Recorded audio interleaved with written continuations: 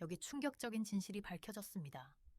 한국인들이 세계 최고의 문자라고 자랑하는 한글, 실제로는 외국인들에게 큰 불편함만 안겨주고 있다고 합니다. 미국의 한 언어학자가 최근 연구 결과를 공개했는데 한글이 다른 문자보다 배우기 쉽다는 주장은 한국 정부의 체계적인 선전이었다는 사실이 드러났습니다. 더구나 한국에 방문한 외국인들은 한글 간판과 메뉴만 보고도 극심한 혼란을 겪고 있다고 합니다. 대체 이 완벽하다는 한글의 실체는 무엇일까요? 한국의 이런 민족주의적 과장이 국제사회에서 어떤 반응을 불러일으키고 있는지 함께 알아보실까요? 제 이름은 엘로웬 트라젝입니다. 저는 언어를 연구하는 일을 하고 있어요. 저는 옥스포드라는 큰 학교에서 일하면서 세계 여러 나라의 글자에 대해 가르치고 있었어요. 글자에 관한 비밀을 발견해서 제가 알고 있던 모든 것이 바뀔 거라고는 생각도 못했었죠. 모든 것은 런던의 비 오는 날에 시작했었어요. 하늘은 회색이었고 작은 빗방울이 영국 도서관의 창문을 두드리고 있었습니다. 저는 옛날 논문들을 살펴보면서 세계 여러 나라의 글자를 비교하고 있었어요. 그때 발견했죠. 페이지 맨 아래에 있는 작은 메모였는데 1910년대에 한국 글자에 관한 비밀, 미국 연구를 언급하고 있었어요. 정말 말도 안 되는 일이 일어났습니다. 저는 제가 아는 몇 안 되는 한국어 문구 중 하나를 속삭였어요. 그때는 그 말이 얼마나 진실이 될지 몰랐었죠. 그 작은 메모는 오랫동안 비밀로 유지되었다가 이제 특정 도서관에서 볼 수 있게 된 오래된 문서들로 저를 이끌었어요. 제가 찾은 것은 심장을 빠르게 뛰게 했습니다. 제2차 세계대전 후 미국 군대가 한국에서 큰 연구를 했었다는 거예요. 그들은 한글, 즉 한국의 글자 체계가 세계의 다른 어떤 글자 체계보다 훨씬 더 좋다는 것을 발견했었어요. 그리고 그건 조금 더 좋은 정도가 아니었어요. 놀라울 정도로 좋았습니다. 이 문서에 따르면 한글을 배우는 사람들은 몇 주 만에 읽기 시작할 수 있었대요. 영어 같은 다른 글자 체계는 배우는데 몇 달이나 심지어 몇 년이 걸렸어요. 연구는 사람들이 영어보다 한글로 단어를 3.7바에 더 빨리 배웠다는 것을 보여줬습니다. 대체 무슨 일이 있었던 걸까요? 저는 한국어로 궁금해했어요. 왜 다른 언어 선생님들은 이것에 대해 알지 못했을까요? 왜 이 중요한 발견이 우리 교과서에 없었을까요? 점점 더 많은 문서를 읽으면서 저는 걱정스러운 단어들을 계속 보게 되었어요. 기밀, 억압, 국가이익, 문화정책. 천천히 저는 이것이 단순히 잊혀진 연구가 아니라 누군가가 의도적으로 숨겼다는 것을 이해하기 시작했습니다. 저는 며칠 동안 도서관에서 찾을 수 있는 모든 논문을 읽었어요. 눈은 피곤해졌지만 멈출 수 없었습니다. 이야기가 너무 중요했거든요. 미국 언어 전문가가 연구를 이끌었지만 김재현이라는 한국 연구원이 실제 작업의 대부분을 했었어요. 제가 모을 수 있는 내용에 따르면 김 씨는 그들이 발견한 것에 대해 사람들에게 알리려고 했었대요. 그는 모두가 한글이 얼마나 특별한지 알아야 한다고 믿었어요. 하지만 그 직후 그는 보안 위반으로 직업을 잃었고 그 후 그의 이름은 모든 기록에서 그냥 사라졌습니다. 저는 더 알아야 했어요. 미국, 한국, 일본의 다른 선생님들에게 이메일을 보냈습니다. 대부분의 사람들은 이 연구에 대해 아무것도 모른다고 답장을 보냈어요. 하지만 그때 이름이 없는 이상한 이메일을 받았어요. 그냥 이렇게 써 있었죠. 그들이 지켜보고 있어요. 이제 그만둬라. 이것은 저를 무섭게 했어야 했을 거예요. 아마도 저를 멈추게 했어야 했을지도 모르겠어요. 하지만 대신 저는 더 결심이 굳어졌습니다. 진실을 찾는 사람으로서 제가 발견한 것을 그냥 무시할 수 없었어요. 한글이 정말 이렇게 놀랍다면 왜 누군가가 70년 이상 동안 그것을 비밀로 유지했을까요? 제 검색은 마가렛 스펜서라는 노인으로 이어졌어요. 그녀는 거의 100살이었고 1917년 원래 프로젝트에서 일했었습니다. 그녀의 기억은 완벽하지 않았지만 주요 사실을 확인했어요. 연구는 한글이 믿을 수 없을 정도로 효율적이라는 것을 보여줬고, 이 발견은 영어를 세계에서 가장 중요한 언어로 만들려는 미국의 계획에 반하기 때문에 의도적으로 숨겨졌었대요. 한국 학생들은 몇 주 만에 읽는 법을 배웠어요. 그녀는 플로리다에 있는 그녀의 집에서 차를 마시며 저에게 말했습니다. 숫자는 거짓말을 하지 않아요. 한글은 우리가 연구한 다른 어떤 글자 체계보다 적어도 3배 더 빨리 배울 수 있게 했었죠. 왜 이 정보가 세계와 공유되지 않았는지 물었을 때 그녀의 눈은 슬퍼졌어요. 어떤 진실은 강력한 나라들에게 편리하지 않아요. 그녀는 조용히 말했습니다. 저는 더 많은 질문을 가지고 마가렛의 집을 떠났어요. 컴퓨터로 언어를 연구하는 과학자로서 저는 이 오래된 보고서만으로는 만족하지 않았습니다. 저는 현대 도구와 방법으로 이 아이디어를 테스트해야 했어요.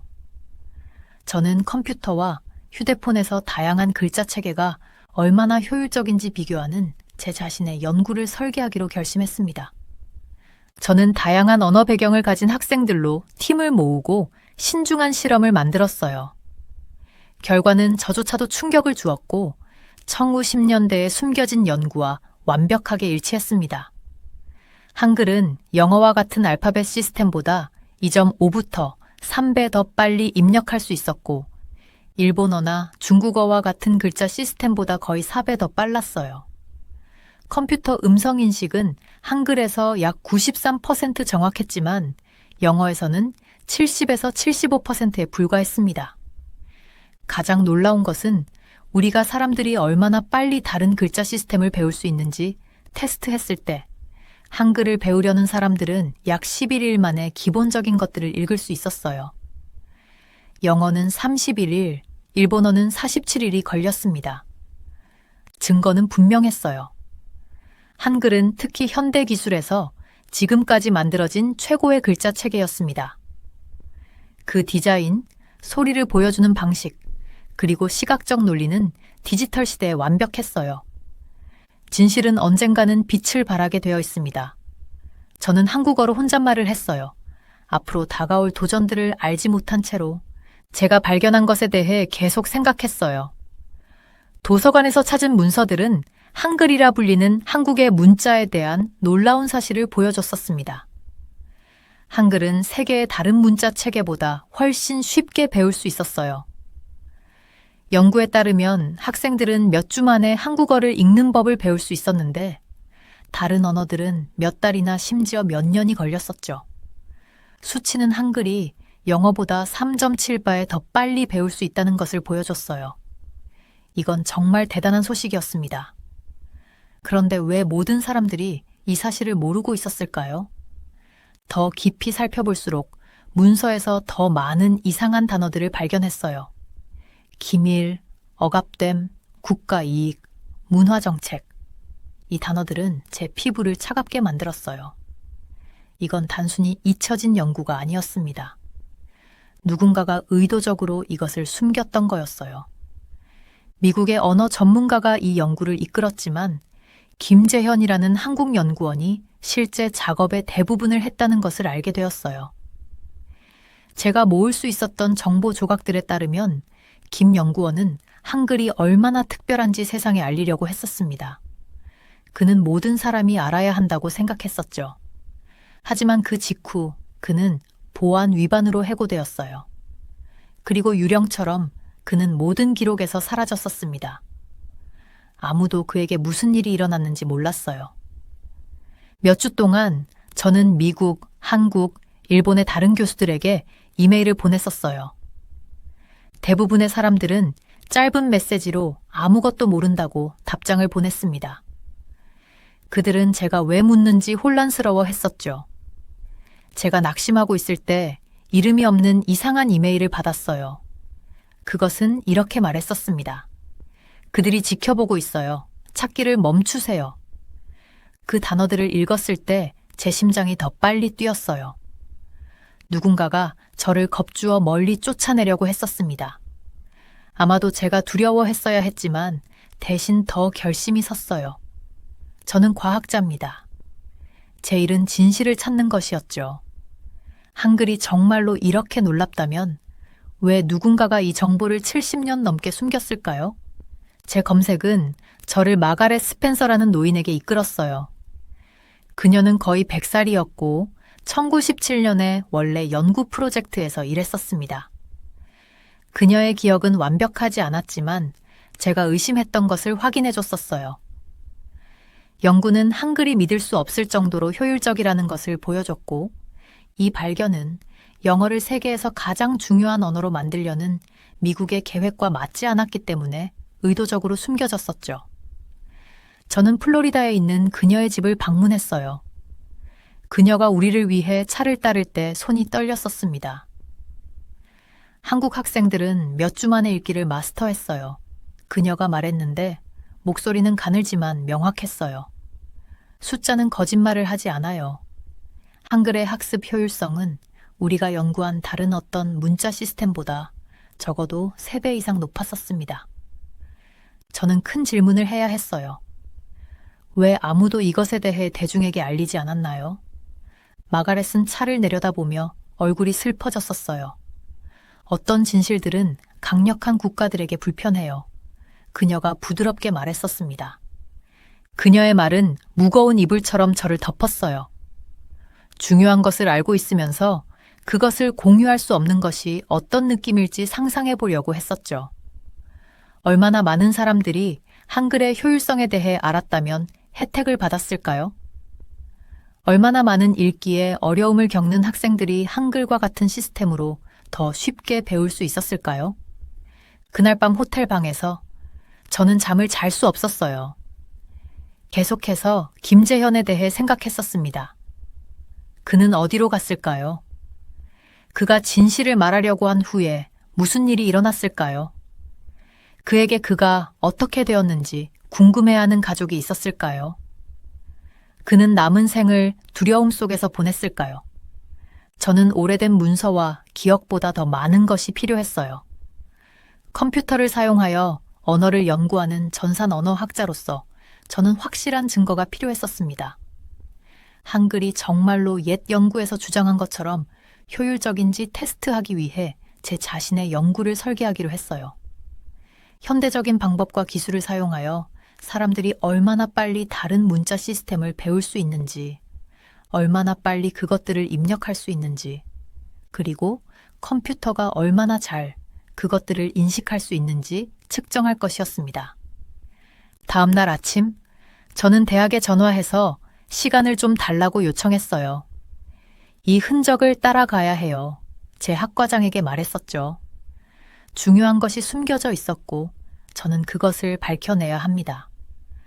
저는 이 검색이 제 인생을 어떻게 바꿀지 그때는 몰랐어요. 제가 직면할 장애물이나 저를 막으려는 사람들에 대해 몰랐었죠. 하지만 플로리다 호텔방에 서서 해돋이가 하늘을 분홍색과 주황색 음영으로 칠하는 것을 보며 저는 제 자신과 김재현에게 그가 어디에 있든 약속했었습니다. 진실은 알려질 자격이 있어요. 저는 빈 방에 속삭였어요. 그리고 저는 그것이 확실히 알려지게 할 것입니다. 저는 오래된 문서와 이야기만으로는 증거로 충분하지 않다고 생각했어요.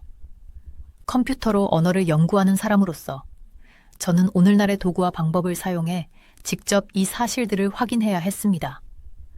1914년대기에 숨겨진 연구에서 주장한 것처럼 한글이 정말로 그렇게 놀라운지 알고 싶었어요.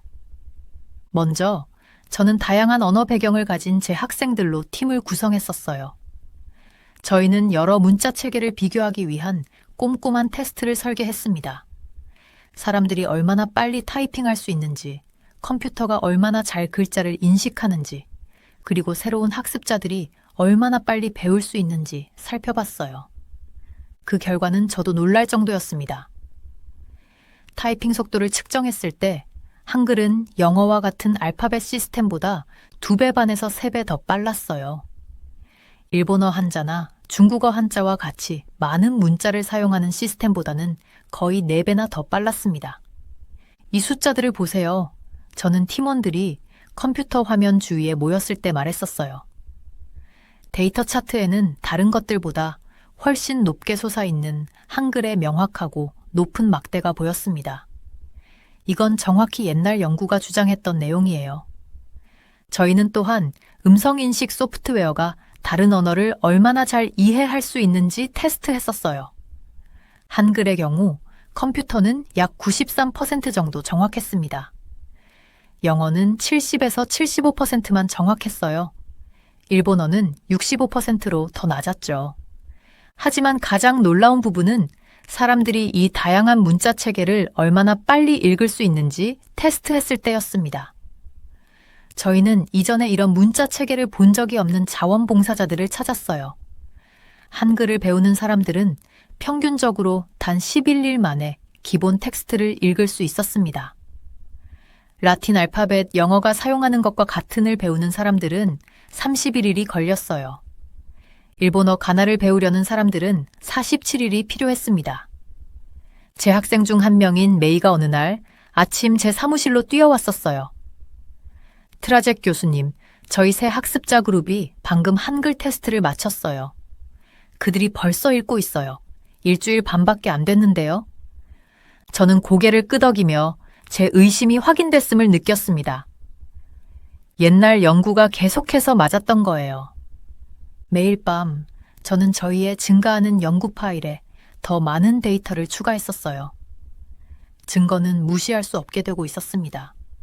한글은 단지 조금 더 나은 것이 아니라 인간이 만든 다른 어떤 문자 체계보다도 현저하게 더 효율적이었어요.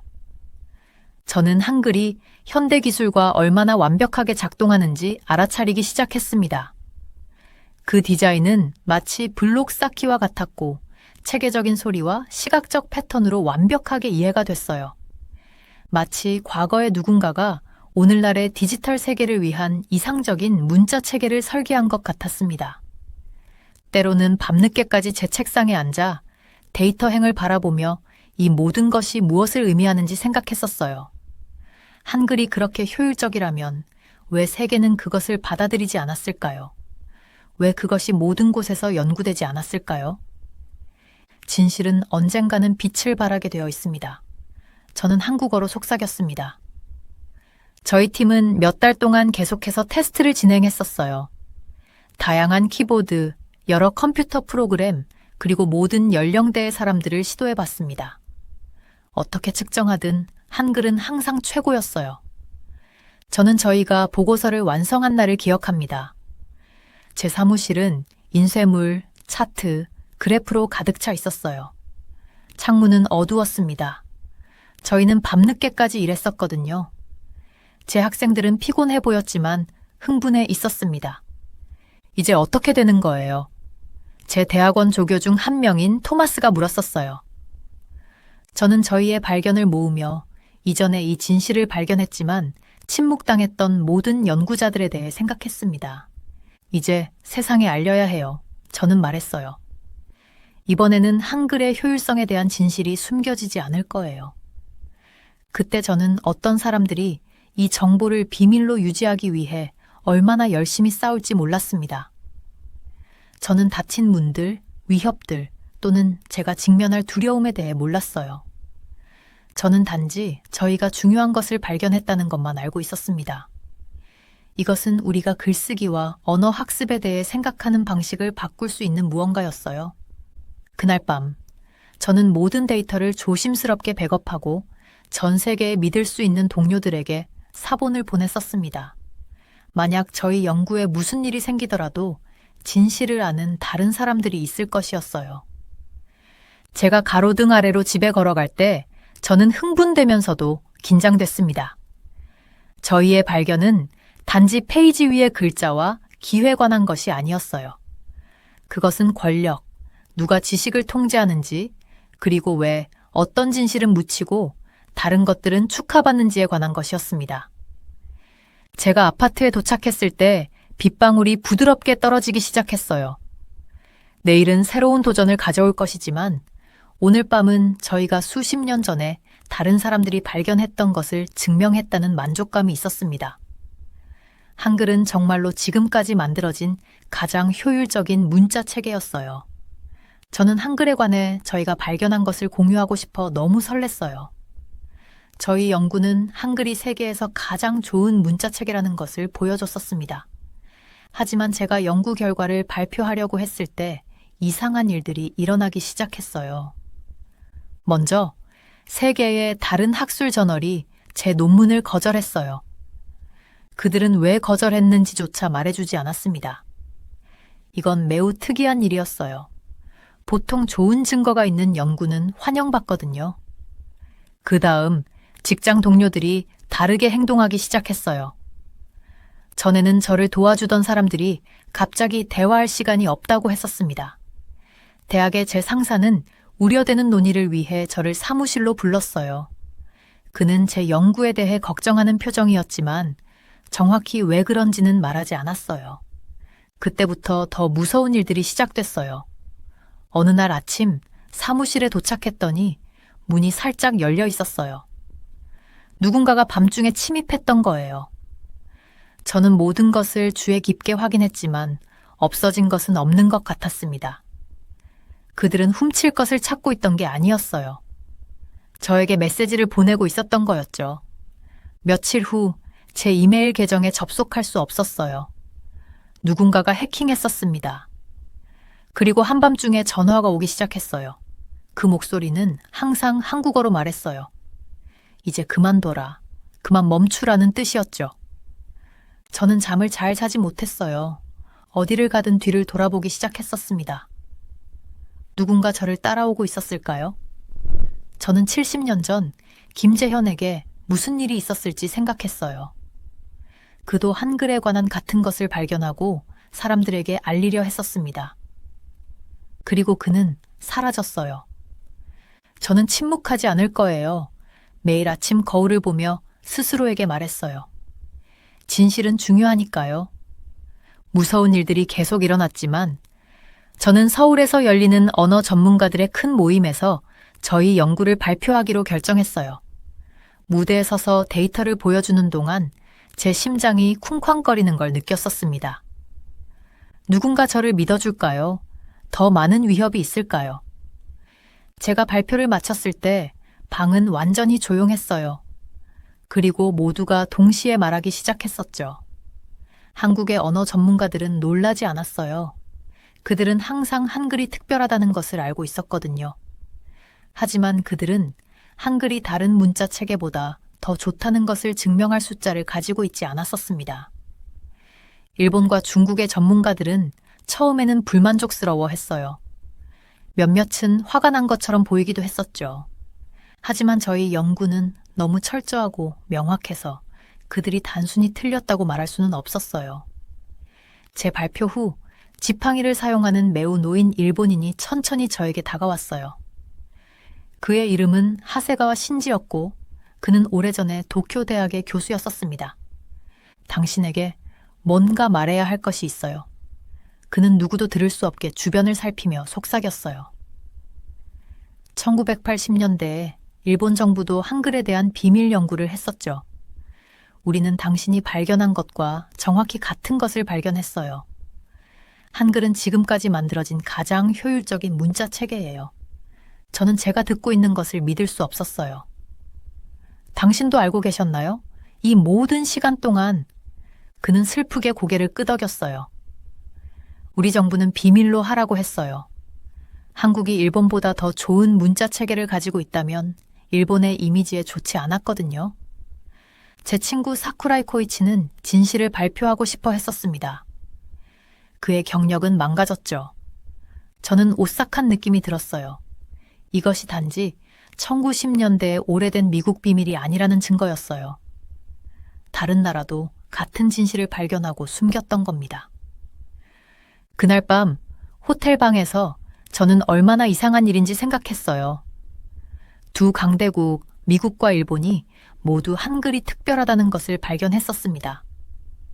그리고 둘 다 이 지식을 세계로부터 숨기기로 결정했었죠. 하지만 왜 그랬을까요? 저는 이것이 단지 글쓰기에 관한 것이 아니라는 것을 깨달았어요. 이건 자존심과 권력에 관한 것이었습니다. 국가들은 자신의 언어와 글이 중요하기를 원해요. 특히 영어권 국가들은 모두가 영어를 사용하기를 원하죠. 만약 사람들이 한국과 같은 작은 나라가 지금까지 만들어진 최고의 문자 체계를 가지고 있다는 것을 알게 된다면 그것은 사람들이 언어에 대해 생각하는 방식을 바꿀 거예요. 저는 그때 무슨 일이 일어나든 한글에 대한 진실을 계속 말하겠다고 결심했어요. 더 많은 침입, 더 많은 위협 또는 더 나쁜 일이 있더라도요. 세계는 알 자격이 있어요. 저는 서울의 스카이라인을 바라보며 스스로에게 말했어요. 그곳에서는 수백만 명의 사람들이 이 놀라운 문자 체계가 얼마나 특별한지 모른 채 매일 사용하고 있었거든요. 다음 날 아침, 저는 한글의 디자인을 연구해 온 한국 연구자들을 만났어요. 그들은 글자가 소리를 낼 때 입의 모양과 일치하도록 어떻게 만들어졌는지 아름다운 도표를 보여줬었습니다. 다른 어떤 문자 체계도 이렇게 하지 않았어요. 그들은 세종대왕이 1443년에 어떻게 한글을 특별히 교육받지 못한 가난한 사람들도 쉽게 배울 수 있도록 만들었는지 설명해 주었어요. 그는 당신을 자랑스러워할 거예요. 한 노인 한국 교수가 눈물을 흘리며 말했어요. 당신은 그가 시작한 일을 마무리하고 있어요. 이 선물을 세상에 전하는 일이죠. 다음 며칠 동안 더 많은 사람들이 이야기를 들고 나왔어요. 몇몇은 수년 전에 한글의 효율성을 알아차렸지만 연구를 계속하지 말라는 말을 들었던 사람들이었습니다. 다른 이들은 한국 아이들이 다른 나라 아이들보다 얼마나 더 빨리 읽는 법을 배우는지 보여주는 데이터를 가지고 있었어요. 조각씩 전체 그림이 드러나고 있었어요.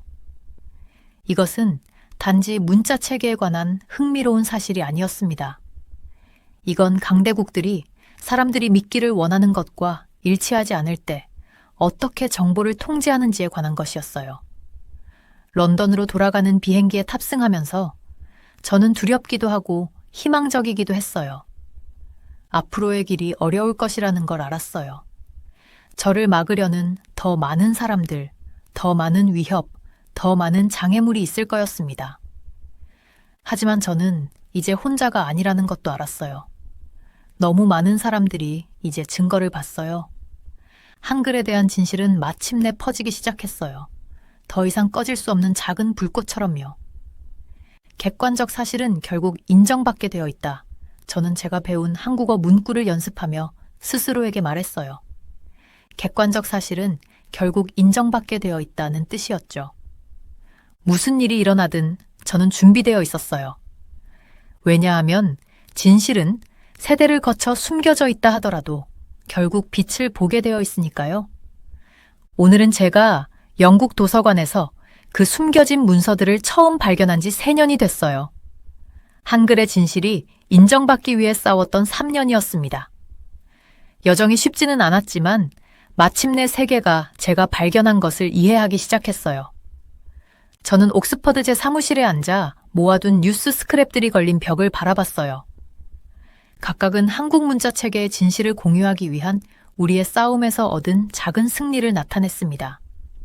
아침 햇살이 창문을 통해 들어와 공기 중에 떠다니는 먼지 입자들을 비췄어요. 때로는 제 자신이 그 먼지 입자들 같다고 느꼈었어요. 작지만 끈질기고 빛이 딱 맞게 비칠 때만 보이는 그런 존재요. 지난달 우리 연구팀은 마침내 언어학 연구 저널에 완전한 연구 결과를 발표했어요. 인쇄된 저널을 손에 들었던 그 순간이 아직도 생생합니다. 표지에는 디지털 회로처럼 배열된 아름다운 한글 문자들이 있었어요. 그것을 펼쳤을 때 제 손이 떨렸습니다. 몇 년간의 거절과 위협 끝에 우리 작업이 인쇄물로 나온 것을 보니 꿈만 같았어요. 트라젝 교수님, 방문객이 오셨어요. 제 조교가 인터컴으로 불렀어요. 저는 책상에서 고개를 들었습니다. 오늘은 누구도 만날 예정이 없었거든요. 문이 열리고 저는 한국어학연구원 박민서 원장님을 보고 놀랐어요. 그녀는 이 만남을 위해 서울에서 비행기를 타고 오셨던 겁니다. 그녀의 존재는 의미가 컸어요. 한국 학계의 공식 인정을 대표했으니까요. 트라젝 박사님, 그녀가 살짝 고개를 숙이며 말했어요. 당신의 연구가 제 나라에서 꽤 큰 반향을 일으켰습니다. 우리는 옥스퍼드 안뜰이 내려다 보이는 창가에 앉았어요. 아래 고대 돌들은 수세기 동안의 학문적 발견들을 목격했지만 우리의 것만큼 정치적으로 차지된 것은 거의 없었을 겁니다. 한국 사람들은 항상 한글이 특별하다는 것을 알고 있었어요. 박 원장이 정확하고 조심스러운 영어로 설명했어요. 세종대왕님이 15세기에 일반 사람들이 쉽게 읽고 쓸 수 있도록 특별히 만드셨거든요.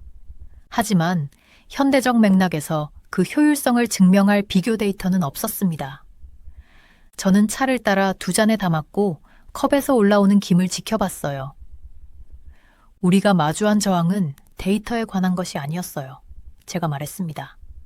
그것은 데이터가 의미하는 것에 관한 거였죠. 박 원장이 고개를 끄덕였어요. 권력이죠. 문화적 영향력, 세계적 대화에서 특정 언어들의 지배력이요. 우리 연구의 영향은 학문적 관심을 훨씬 넘어섰어요. 널리 받아들여진다면 우리의 발견은 수세기 동안 존재해 온 세계 언어 질서에 도전하게 됩니다. 15세기 한국에서 만들어진 문자 체계가 디지털 시대의 다른 모든 것들보다 뛰어나다는 생각은 혁명적이었어요. 박 원장이 떠난 후 저는 캠퍼스를 걸으며 지식이 어떻게 퍼지는지 혹은 퍼지지 않는지에 대해 생각했어요. 나무들이 색을 바꾸고 있었고 주황색과 빨간색 잎들이 부드럽게 땅으로 떨어지고 있었습니다. 그 잎들처럼 정보도 자연적인 패턴을 따르죠. 가두려고 노력할 수는 있지만 결국엔 필요한 곳을 찾아가게 돼 있어요. 그날 저녁 제 심장을 뛰게 하는 이메일을 받았어요. 1940년대에 원래의 연구 결과를 발표하려다 사라진 한국 연구원 김재현에 대한 정보를 가지고 있다는 기자로부터 온 것이었습니다. 저는 그의 흔적을 찾기 위해 수많은 시간을 보냈지만 성공하지 못했었어요. 그의 손자를 찾았습니다. 이메일에 적혀 있었어요. 그는 할아버지의 개인 일기를 가지고 있어요. 2주 후 저는 한국 부산의 작은 아파트에 앉아 있었어요. 벽은 책장으로 가득했고 열린 창문으로 부드러운 바람이 들어와 근처 바다의 냄새를 실어왔습니다. 제 맞은편에는 김지훈이라는 노인이 앉아 낡은 가죽 노트북을 들고 있었어요. 제 할아버지는 여기에 모든 것을 적으셨어요. 그가 감정이 묻어나는 부드러운 목소리로 말했습니다. 그들이 자신을 침묵시키려 할 것을 아셨기 때문에 비밀 기록을 남기셨던 거죠. 저는 조심스럽게 일기장의 페이지를 넘기며 원래 효율성 연구에 대한 자세한 메모를 발견했어요. 김재현의 관찰은 놀라울 정도로 정확하게 우리의 현대적 발견과 일치했습니다. 그는 1947년에 우리가 2022년에 첨단 기술로 확인한 것을 발견했던 거예요. 할아버지께 무슨 일이 있었나요? 제가 조심스럽게 물었어요. 지훈 씨의 눈이 멀어졌습니다. 그들이 잡으러 왔을 때 시골로 탈출하셨어요. 몇 년 동안 숨어 살면서 외딴 마을의 아이들에게 한국어를 가르치셨죠. 다시는 논문을 발표하지 않았지만 가르치는 것을 멈추지 않았습니다. 저는 목에 덩어리가 느껴졌어요. 김재현은 학문적 경력, 공적인 삶, 모든 것을 희생했지만 지식을 나누는 자신만의 방법을 찾았던 거예요. 그날 밤 호텔로 돌아와서 저는 잠을 이룰 수 없었어요. 창가에 서서 부산의 반짝이는 불빛들을 바라봤습니다. 이 도시 어딘가에서 수십 년 전에 한 남자가 안전보다 진실을 선택했어요. 그의 용기는 우리 작업의 다음 단계를 진행하게 하는 영감이 되었습니다. 이제 우리 연구팀은 12개국의 전문가들을 포함하도록 확장되고 있어요. 우리는 한글의 구조적 원리에 기반한 문해력 프로그램을 개발하고 있는데 이는 어떤 언어든 사람들이 더 빨리 읽는 법을 배우는 데 도움이 될 수 있습니다. 초기 테스트에서 유망한 결과가 나타났어요. 우리의 방법을 사용하는 아이들이 전통적인 접근법보다 40% 더 빨리 읽는 법을 배우고 있었습니다. 모두가 우리 작업에 대해 기뻐하는 것은 아니었어요. 지난주 저는 또 다른 익명의 협박을 받았습니다. 어떤 진실들은 묻혀 있어야 한다 라고 적혀 있었어요. 저는 경찰에 신고했지만 우리의 연구를 멈추지 않을 겁니다. 너무 많은 것이 걸려 있으니까요. 교육적 영향은 엄청났어요. 문맹률이 높은 지역에서 우리 방법은 수백만 명이 전통적인 시간의 일부만으로 읽는 법을 배우는데 도움이 될 수 있습니다. 학습 장애가 있는 사람들에게는 한글에서 영감을 받은 가르침의 논리적 구조가 새로운 방식으로 읽기를 접근 가능하게 만들 수 있었어요. 기술 회사들도 주목하기 시작했습니다. 주요 소프트웨어 개발자가 한글의 구조적 원리를 새로운 텍스트 입력 시스템에 통합하는 것에 대해 저에게 연락했어요. 그들은 이것이 모든 언어에서 타이핑 속도를 최소 30% 증가시킬 수 있다고 믿었습니다. 지난달, 저는 유엔 교육 포럼에서 연설하도록 초대받았어요. 그 연단에 서서 전 세계 국가들의 대표자들을 바라보며 저는 제 어깨 위에 책임의 무게를 느꼈습니다. 지식은 인류에게 속합니다. 제가 그들에게 말했어요. 사람들이 배우는데 도움이 되고 의사소통을 더 효율적이고 접근 가능하게 만들 수 있는 것을 발견했을 때 우리는 그것을 널리 공유해야 할 의무가 있습니다. 그것이 어디서 오든지 기존의 권력 구조를 어떻게 바꿀 수 있는지와 상관없이요. 반응은 다양했어요. 일부 대표들은 열렬히 고개를 끄덕였습니다. 다른 이들은 팔짱을 끼고 앉아 조심스럽게 표정을 비웠어요. 저는 많은 국가들이 여전히 글로벌 언어의 현상 유지에 이해관계가 있다는 것을 알고 있었습니다. 연설 후 호텔로 걸어가는 중에 한 노년의 한국 여성이 저에게 다가왔어요. 그녀는 청중 속에 있었고 뒷자리에 조용히 앉아 있었습니다. 제 할머니는 예순이 되실 때까지 글을 모르셨어요. 그녀는 눈에 글썽이는 눈물을 머금고 말했습니다. 마침내 한글을 배웠을 때 어두운 방에서 누군가 불을 켠 것 같다고 하셨어요. 드디어 도시로 이사간 자녀들의 편지를 읽을 수 있게 됐죠. 당신의 작업은 그녀와 같은 사람들을 기리는 거예요. 그녀의 말들이 저와 함께 남아 왜 이 싸움이 중요한지 상기시켜 주었어요.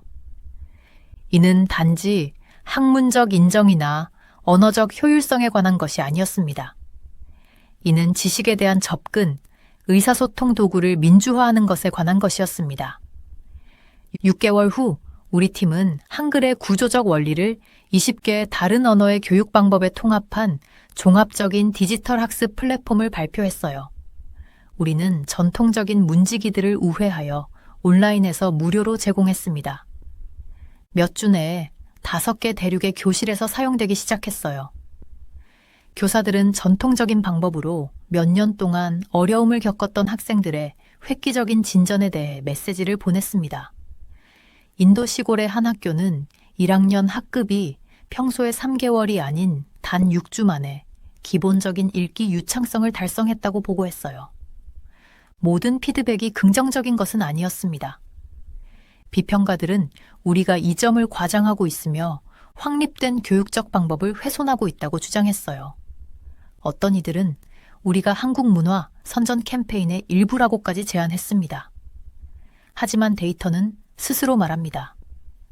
오늘 옥스퍼드의 고대 지붕 위에 내리는 비를 바라보며 저는 지식이 인류 역사를 통해 어떻게 흐르는지 때로는 공개적으로, 때로는 지하에서, 하지만 항상 앞으로 나아가는 생각했어요. 저는 숨겨진 마을 학교에서 아이들을 가르치는 김재현에 대해 생각했습니다. 한글의 힘을 이해했지만 세계가 귀를 기울이게 할 수 없었던 세대의 한국 학자들에 대해 생각했어요. 한글의 효율성에 대한 진실은 70년 이상 억압되었습니다.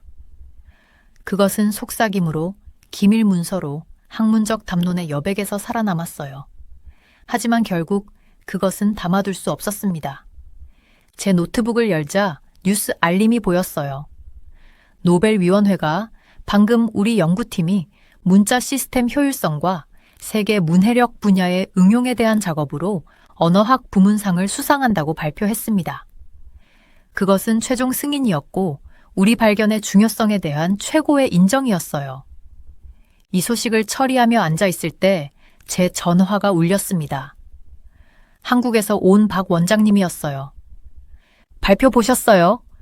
그녀가 활기찬 목소리로 물었습니다.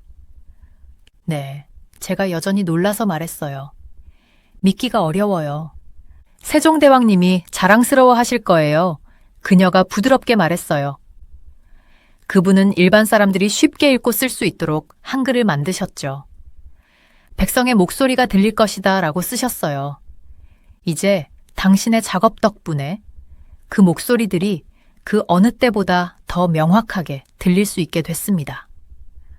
통화를 마친 후 저는 책장으로 걸어가 이 여정이 시작됐을 때 구입한 작은 한국어 교재를 꺼냈어요. 저는 한글 문자들 위로 손가락을 움직이며 그 우아한 디자인, 과학적 정밀함, 놀라운 효율성에 감탄했습니다. 어떤 진실은 영원히 숨겨질 수 없어요. 어떤 발견들은 너무 중요하고 인류에게 너무 유용해서 그림자 속에 남아있을 수 없어요. 한글의 이야기는 지식이 물처럼 우리가 그 경로에 놓으려는 어떤 장벽도 통과하여 항상 길을 찾을 것임을 상기시켜줍니다. 그리고 때로는 세계를 이해하는 방식을 바꾸기 위해 필요한 것은 오래된 문서의 각주를 더 자세히 들여다보려는 한 사람의 의지일 뿐입니다. 저는 제퍼 잘다인 박사예요. 저는 20년 넘게 세계의 컴퓨터 칩을 연구했었어요. 이 칩들은 반도체라고 불리며 여러분이 사용하는 모든 전자기기, 휴대폰부터 컴퓨터, 자동차까지 안에 들어있어요. 제네바에 있는 제 사무실에 앉아 있을 때 저를 크게 웃게 만든 뉴스를 들었어요. 누군가가 중국이 단 2년 만에 이 특별한 칩을 만드는 기술에서 한국을 따라잡았다고 주장했던 거예요. 저는 이것이 사실일 수 없다는 것을 바로 알았습니다. 이건 불가능해요. 라고 창밖으로 산을 바라보며 혼잣말을 했었어요. 비가 유리창을 두드리는 동안 저는 보고서를 더 자세히 읽고 있었습니다. 그 보고서는 한국의 과학기술평가원에서 나온 것이었어요. 그들은 39명의 한국 전문가들에게 반도체 기술에 대해 물어봤었죠. 그들에 따르면 중국은 여전히 4가지 중요한 영역에서 한국보다 뒤처져 있지만 첨단 패키징이라는 한 영역에서는 따라잡았다고 했어요.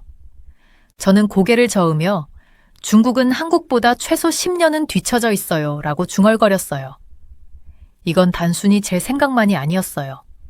저는 이를 뒷받침할 실제 숫자와 사실들을 가지고 있었습니다. 문제는 한국의 중요한 경제 지도자인 류진 씨가 이 보고서를 큰 연설에서 사용했을 때 시작됐어요.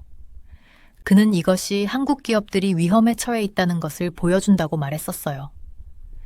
그는 한국의 인공지능 투자가 중국 투자의 178에 불과하다고 경고했습니다.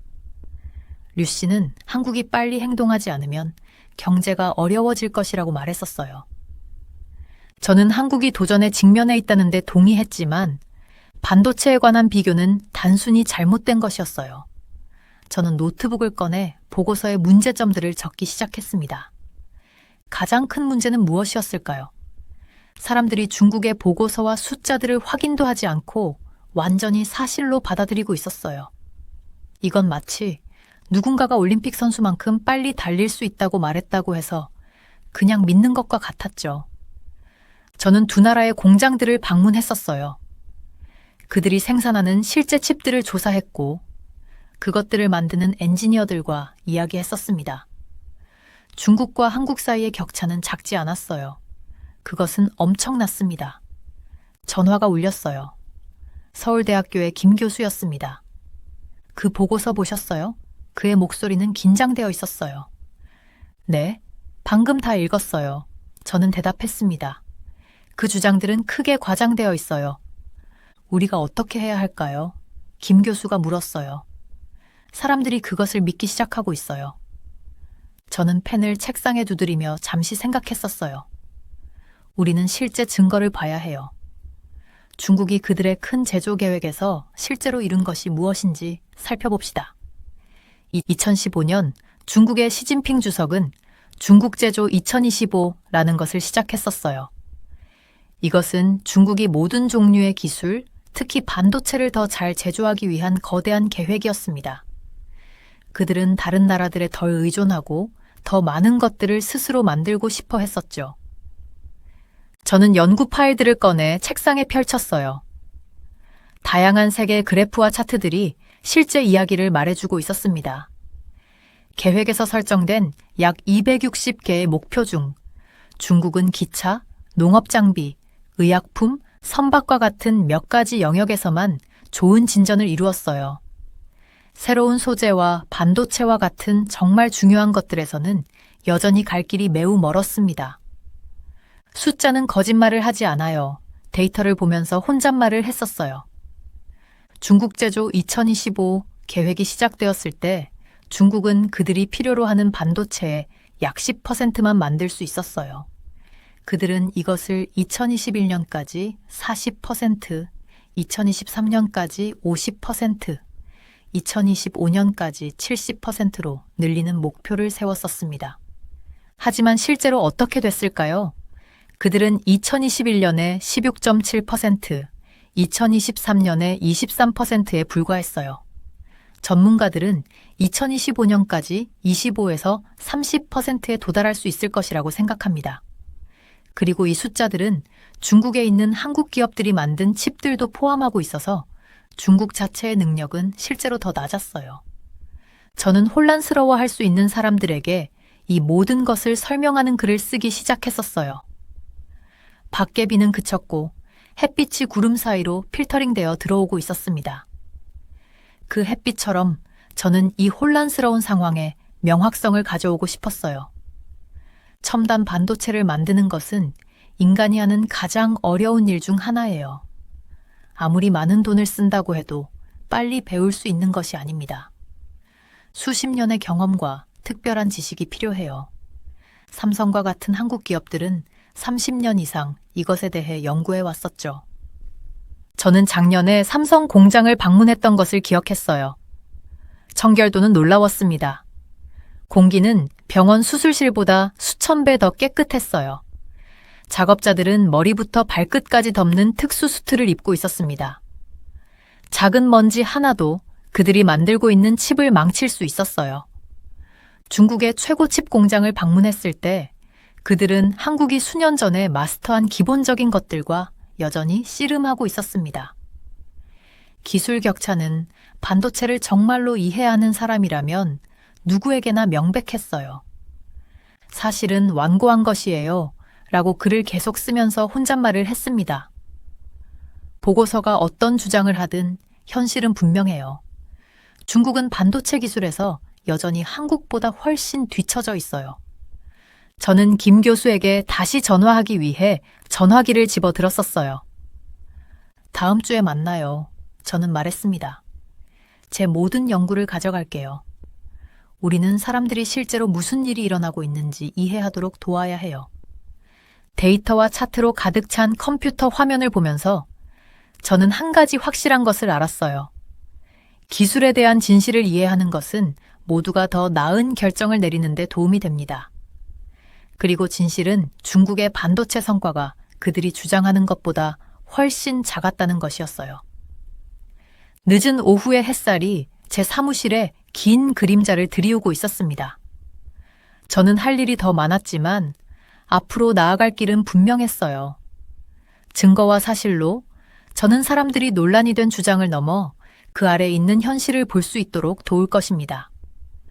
중국의 진정한 컴퓨터 칩 제조 능력을 볼 수 있는 가장 좋은 방법은 그들의 큰 계획에서 실제로 달성한 것을 살펴보는 것이에요. 시진핑 주석은 중국 제조 2025라는 특별한 프로그램을 만들었어요. 그것이 얼마나 중요했는지 자신의 이름을 걸었답니다. 2015년에 이 뉴스가 터졌을 때를 기억해요. 저는 서울의 작은 아파트에 앉아 녹차를 마시면서 TV로 발표를 보고 있었어요. 전 세계의 동료들로부터 오는 메시지로 제 전화기가 계속 울렸습니다. 이거 봤어요? 라고 물었죠. 우리에게 어떤 의미가 있을까요? 이것은 그냥 또 다른 정부 발표가 아니었어요. 세계의 큰 단계로 이루어진 30년짜리 거대한 계획이었습니다. 중국은 단지 저렴한 제품이 아닌 고품질 제품을 만드는 제조 강국이 되길 원했어요.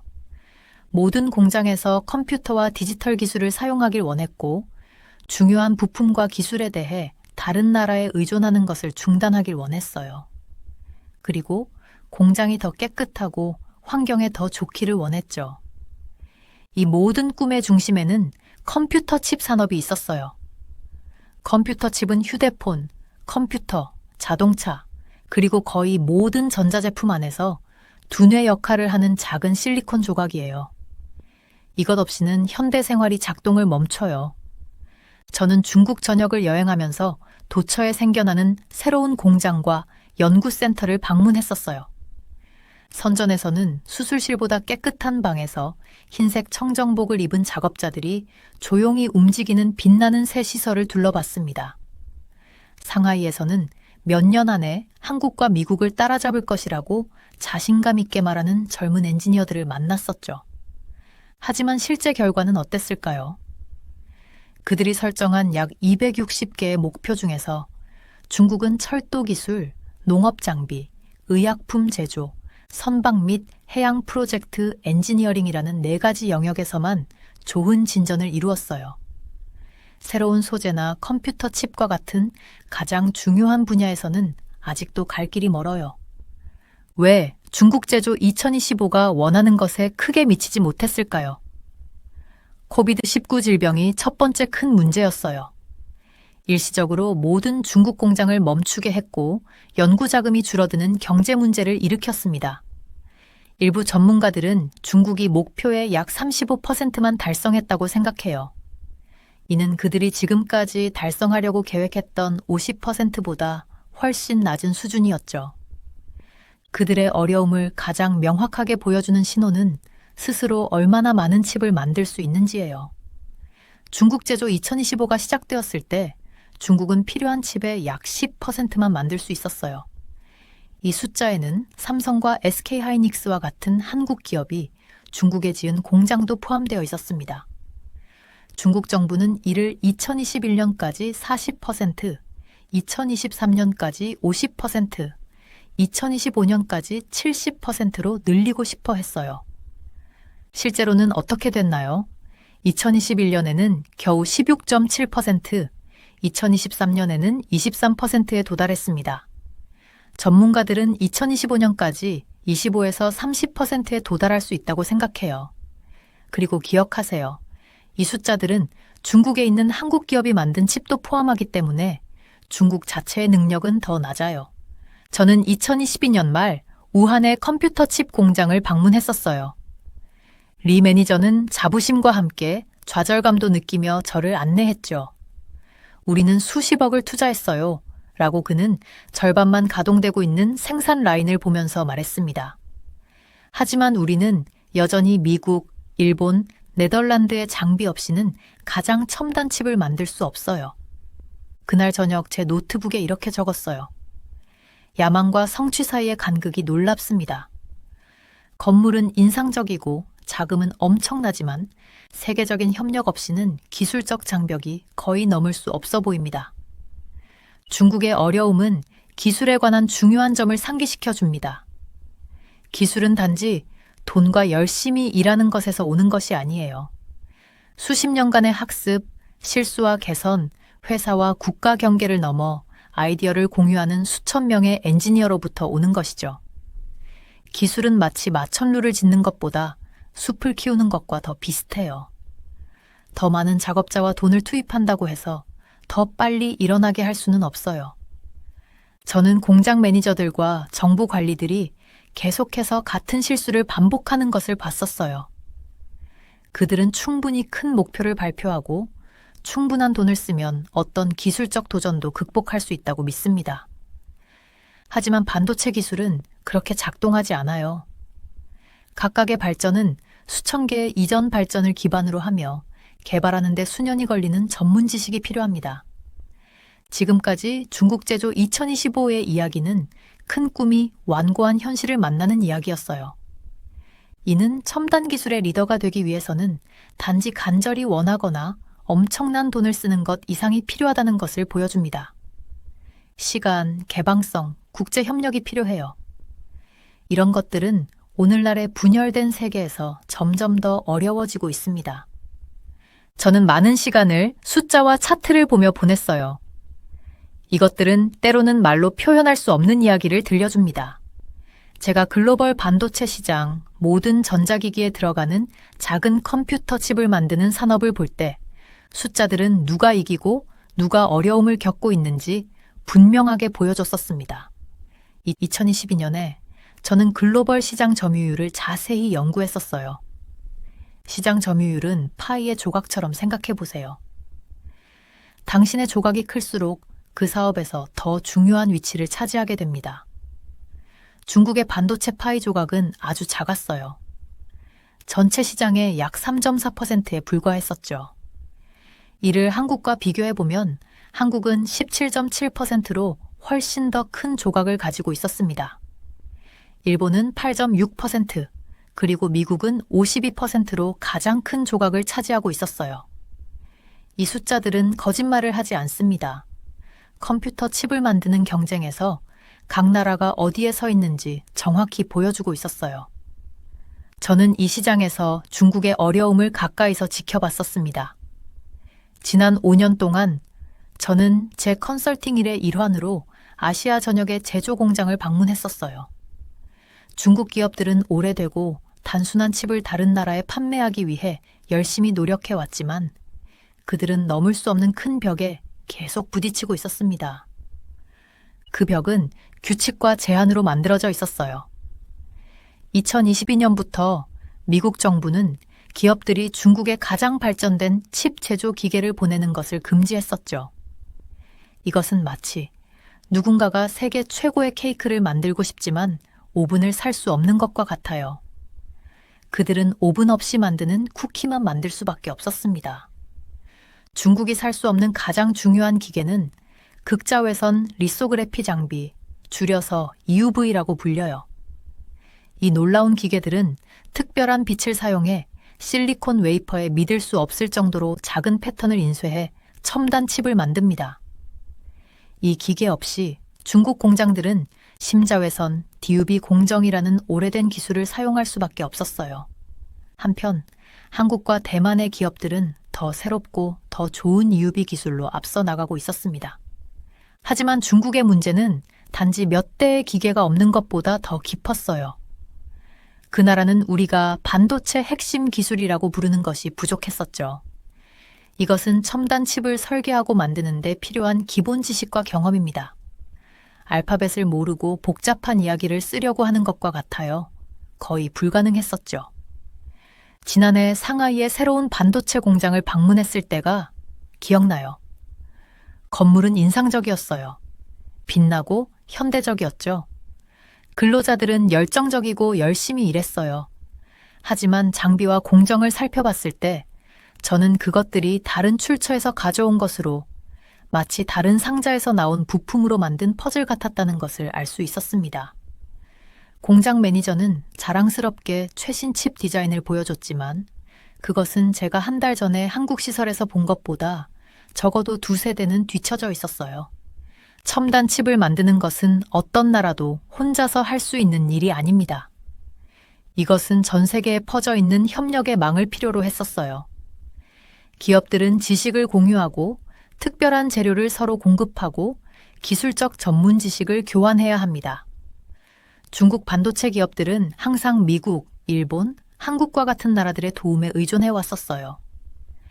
이러한 글로벌 팀워크 없이는 중국의 반도체 생태계는 그저 자립할 수 없었습니다. 저는 이것을 조언을 구한 여러 나라의 정부 관계자들에게 설명했었어요. 반도체 개발은 도로나 다리를 건설하는 것과 같지 않습니다. 라고 그들에게 말했어요. 그냥 명령하고 돈을 던져서 되는 일이 아니에요. 이것은 숲을 키우는 것과 더 비슷해요. 시간, 적절한 조건, 그리고 전체 생태계가 필요합니다. 지난 여름 저는 베이징에서 열린 기술 컨퍼런스에 참석했는데 그곳에서 중국 반도체 임원이 최신 성과에 대한 발표를 했었습니다. 슬라이드는 인상적인 성장 숫자와 기술 사양을 보여줬어요. 청중은 열광적으로 박수를 쳤었죠. 하지만 질의응답 시간에 특정 제조 수율과 기술적 세부 사항에 대한 질문을 받았을 때 답변은 모호해졌었습니다. 수십 년 동안 이 분야를 연구해온 사람으로서 저는 주장과 현실 사이의 차이를 알아차렸어요. 사실 중국의 반도체 기업들은 여전히 외국 기술에 크게 의존하고 있었습니다. 제가 제조시설을 둘러볼 때 저는 일본의 기계, 미국의 재료, 유럽의 설계 소프트웨어, 그리고 한국과 대만에서 개발된 기술적 공정을 볼 수 있었어요. 이러한 의존성은 아무리 많은 돈을 투자해도 빠르게 극복할 수 있는 것이 아니었죠. 저는 이것을 학생들에게 설명할 때 종종 간단한 비유를 사용합니다. 음식을 맛볼 수 없는 상태에서 마스터 셰프가 되려고 하는 것을 상상해 보세요. 당신은 정확히 레시피를 따르고 최고의 재료를 사용할 수 있지만 맛을 보고 조절하는 중요한 능력 없이는 당신의 요리는 결코 최고 수준에 도달할 수 없을 거예요. 중국의 반도체 산업은 비슷한 근본적인 제한에 직면해 있었습니다. 수십 년에 걸쳐 개발되는 핵심 기술과 전문 지식 형태의 중요한 미각이 부족했었죠. 숫자는 거짓말을 하지 않습니다. 정부 발표는 빠른 진전을 시사할 수 있지만 실제 시장 점유율, 생산 능력, 기술적 진보는 다른 이야기를 들려주고 있었어요. 중국은 여전히 선도적인 반도체 국가들보다 한참 뒤처져 있고 따라잡는 길은 많은 사람들이 인식하는 것보다 더 길고 복잡했었습니다. 이것은 단지 제 의견이 아니라 데이터가 보여주는 것이고 업계 내부자들이 사적인 대화에서 인정하는 것이며 헤드라인을 넘어 실제 작업이 이루어지는 공장 바닥을 볼 때 분명해지는 것이었어요. 중국의 컴퓨터 칩 제조 방식을 연구하면서 저는 투자의 역설이라고 부르는 이상한 현상을 발견했어요. 이것은 한 나라가 엄청난 돈을 쓰지만 일하는 방식 때문에 좋은 결과를 얻지 못하는 상황이랍니다. 작년에 저는 책상에 앉아 컴퓨터 화면의 숫자들을 보며 믿기지 않아 고개를 저었었어요. 2019년에 중국은 미국의 칩 제조 도구 수입 제한에 맞서기 위해 약 36조 원 320억 달러를 따로 마련했었습니다.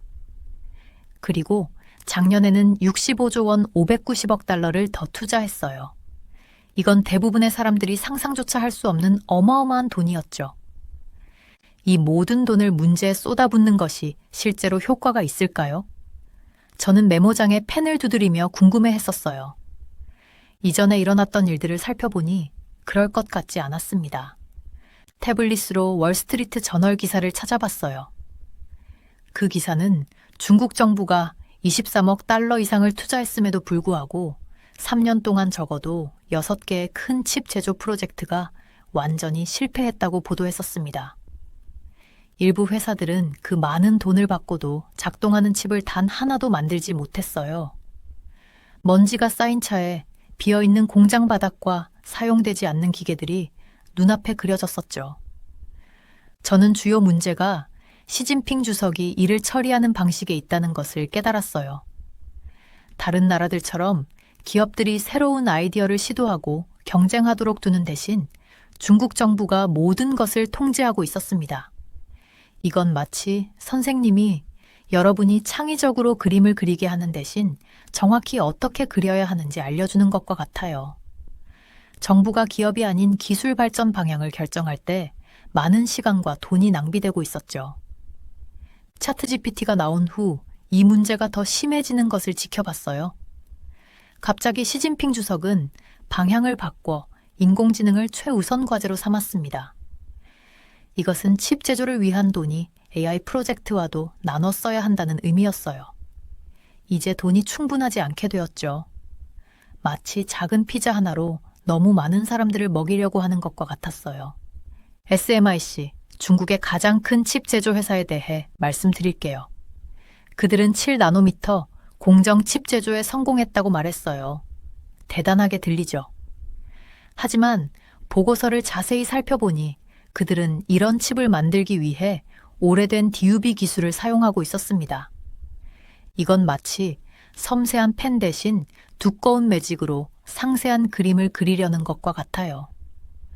할 수는 있지만 잘 보이지 않고 실용적이기에는 비용이 너무 많이 들었죠.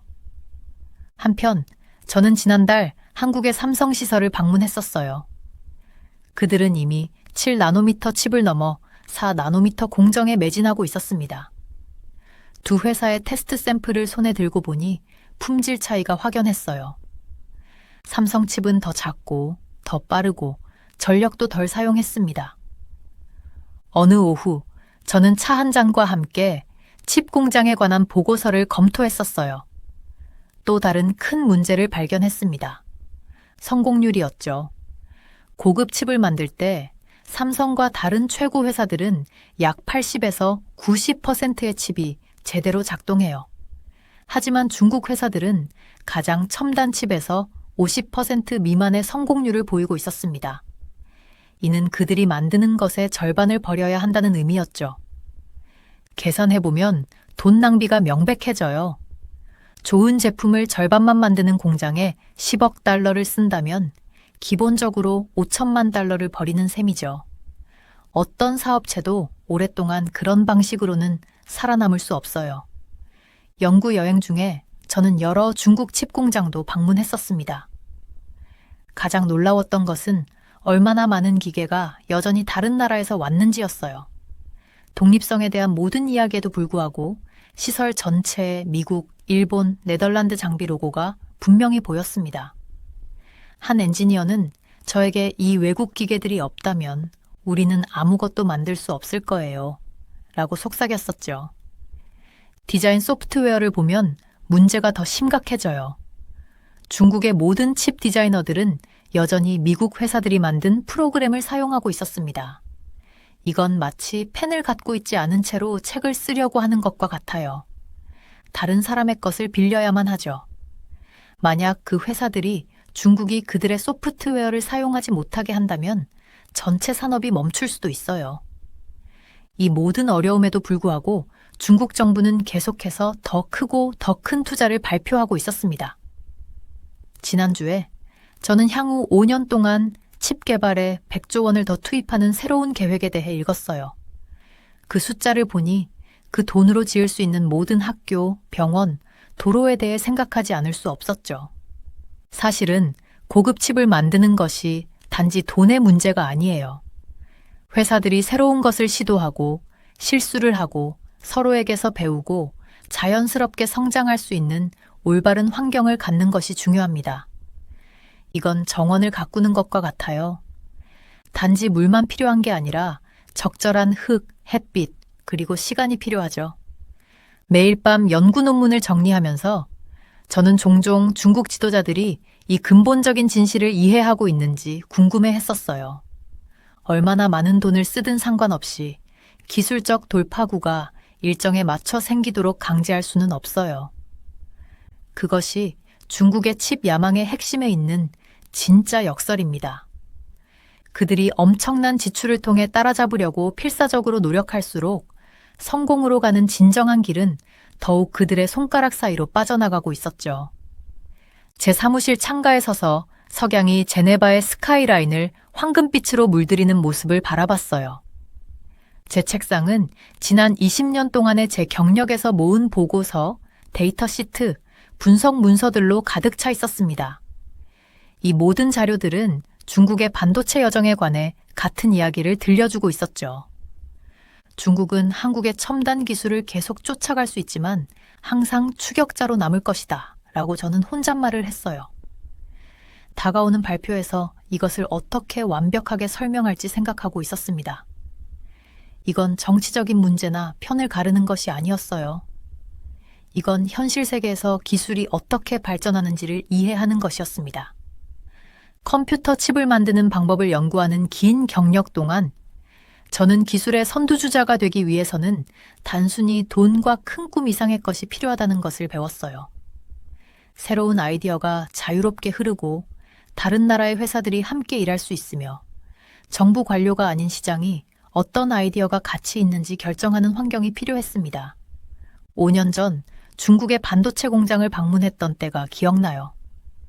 그 건물은 엄청나게 크고 수십억 달러가 들어간 새 장비로 빛나고 있었어요. 정부 관료들은 자랑스럽게 저를 안내하며 모든 첨단 기계들을 가리켰었습니다. 하지만 제가 수율, 얼마나 많은 칩이 제대로 작동하는지에 대해 자세한 질문을 했을 때 그들은 모호해지고 주제를 바꿨었죠. 그날 나중에 저는 한 엔지니어와 개인적으로 이야기했어요. 우리는 이 모든 비싼 장비를 가지고 있지만 그는 누가 듣고 있지 않은지 어깨 너머로 확인하며 말했었습니다. 그것을 제대로 사용할 줄 아는 사람이 충분하지 않아요. 그리고 새로운 접근법을 시도할 때 기술을 이해하지 못하는 관료들의 승인을 받아야 해요. 이 대화는 제가 핵심 문제를 이해하는 데 도움이 됐어요.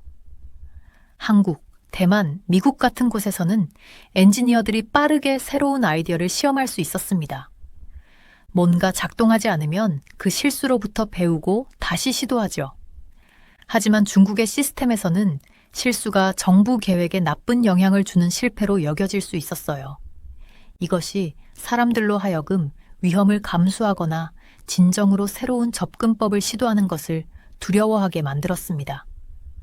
책상에서 보고서 하나를 집어들었어요. 세계 반도체 능력에 대한 최신 분석이었죠. 숫자는 명확했습니다. 다른 어떤 나라보다 더 많은 돈을 쓰고 있음에도 불구하고 중국은 여전히 더 오래된 기술을 사용해 가장 첨단 칩을 만들고 있었어요. 그들은 7nm라고 표시된 일부 칩 기능이 얼마나 작고 첨단인지 측정하는 단위를 만들 수 있었지만 잘 작동하지 않는 오래된 방법을 사용하고 있었습니다. 한편 한국의 삼성 같은 회사들은 이미 더 발전된 방법으로 훨씬 더 작은 나노미터 기능을 가진 칩을 만들고 있었죠. 저는 인공지능 AI에 대해 생각했어요. AI가 제대로 작동하기 위해서는 가장 첨단 칩이 필요했습니다. 시진핑 주석은 중국이 AI 분야의 세계 리더가 될 것이라고 발표했었죠. 하지만 저는 의문이 들었어요. AI에 필요한 최고의 칩을 만들 수 없는데 어떻게 AI에서 선두를 할 수 있을까요? 최근 기술 컨퍼런스 여행에서 나눈 대화를 적어둔 노트북을 꺼냈어요. 한 중국 연구원이 저에게 흥미로운 것을 말했었습니다. 정부는 반도체 프로젝트에 많은 돈을 주지만 각 프로젝트는 관료들이 정한 매우 구체적인 목표가 있어요.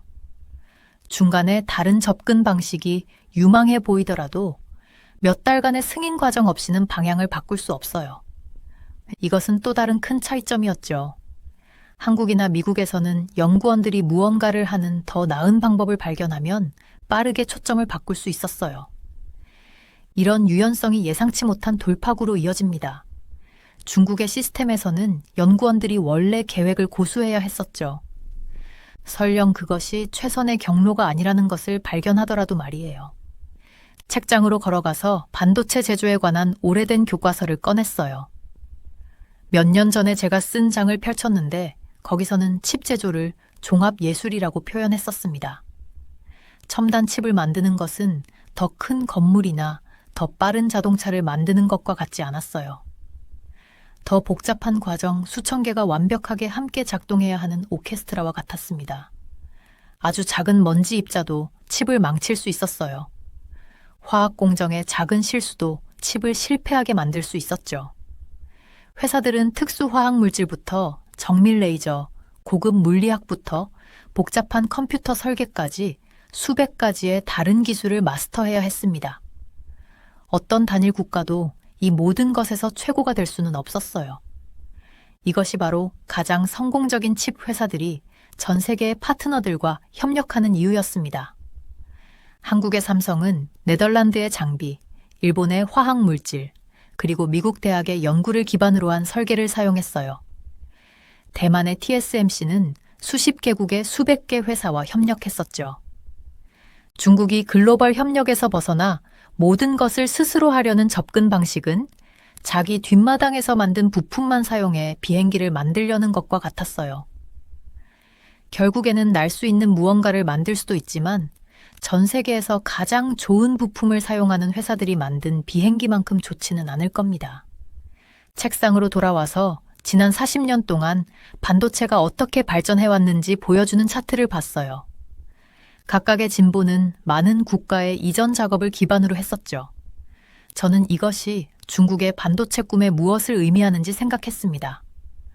사실 중국은 계속 진전을 이룰 거예요. 그들은 똑똑한 엔지니어, 많은 돈, 그리고 강한 결단력을 가지고 있었습니다. 그들은 결국 다른 나라들이 이미 알고 있는 기술들을 마스터할 거예요. 하지만 그때쯤이면 다른 나라들은 이미 더 새로운 방법으로 나아갔을 겁니다. 이것이 제가 중국이 항상 따라잡으려고 노력하는 추격자로 남을 것이라고 말하는 이유였어요. 지난달 한국인 칩 디자이너와 나눈 대화가 기억납니다. 우리는 중국이 한국을 따라잡고 있다는 주장에 대해 논의하고 있었죠. 걱정되세요? 제가 그에게 물었어요. 그는 미소 지으며 말했었습니다. 우리는 그들이 따라잡기를 기다리며 가만히 앉아 있지 않아요. 그들이 우리가 이미 알고 있는 것을 배우는 동안 우리는 다음 세대의 기술을 개발하고 있어요. 이것이 바로 문제에 돈을 던지는 것이 왜 해결책이 되지 않는지의 핵심이었죠. 혁신은 단순히 살 수 있는 것이 아니었어요. 그것은 실험할 자유, 국경을 넘는 협력, 회사 간의 경쟁, 그리고 정부 계획에서 가장 좋게 들리는 아이디어가 아닌 최고의 아이디어에 보상하는 시장의 복잡한 조합에서 오는 것이었습니다. 저는 다가오는 연설을 위한 메모를 쓰기 시작했어요. 중국 칩 산업의 실제 상태는 정부 발표나 야심찬 목표에서 찾을 수 없다는 것을 설명해야 했습니다. 그것은 측정 가능한 결과에서 찾을 수 있었어요.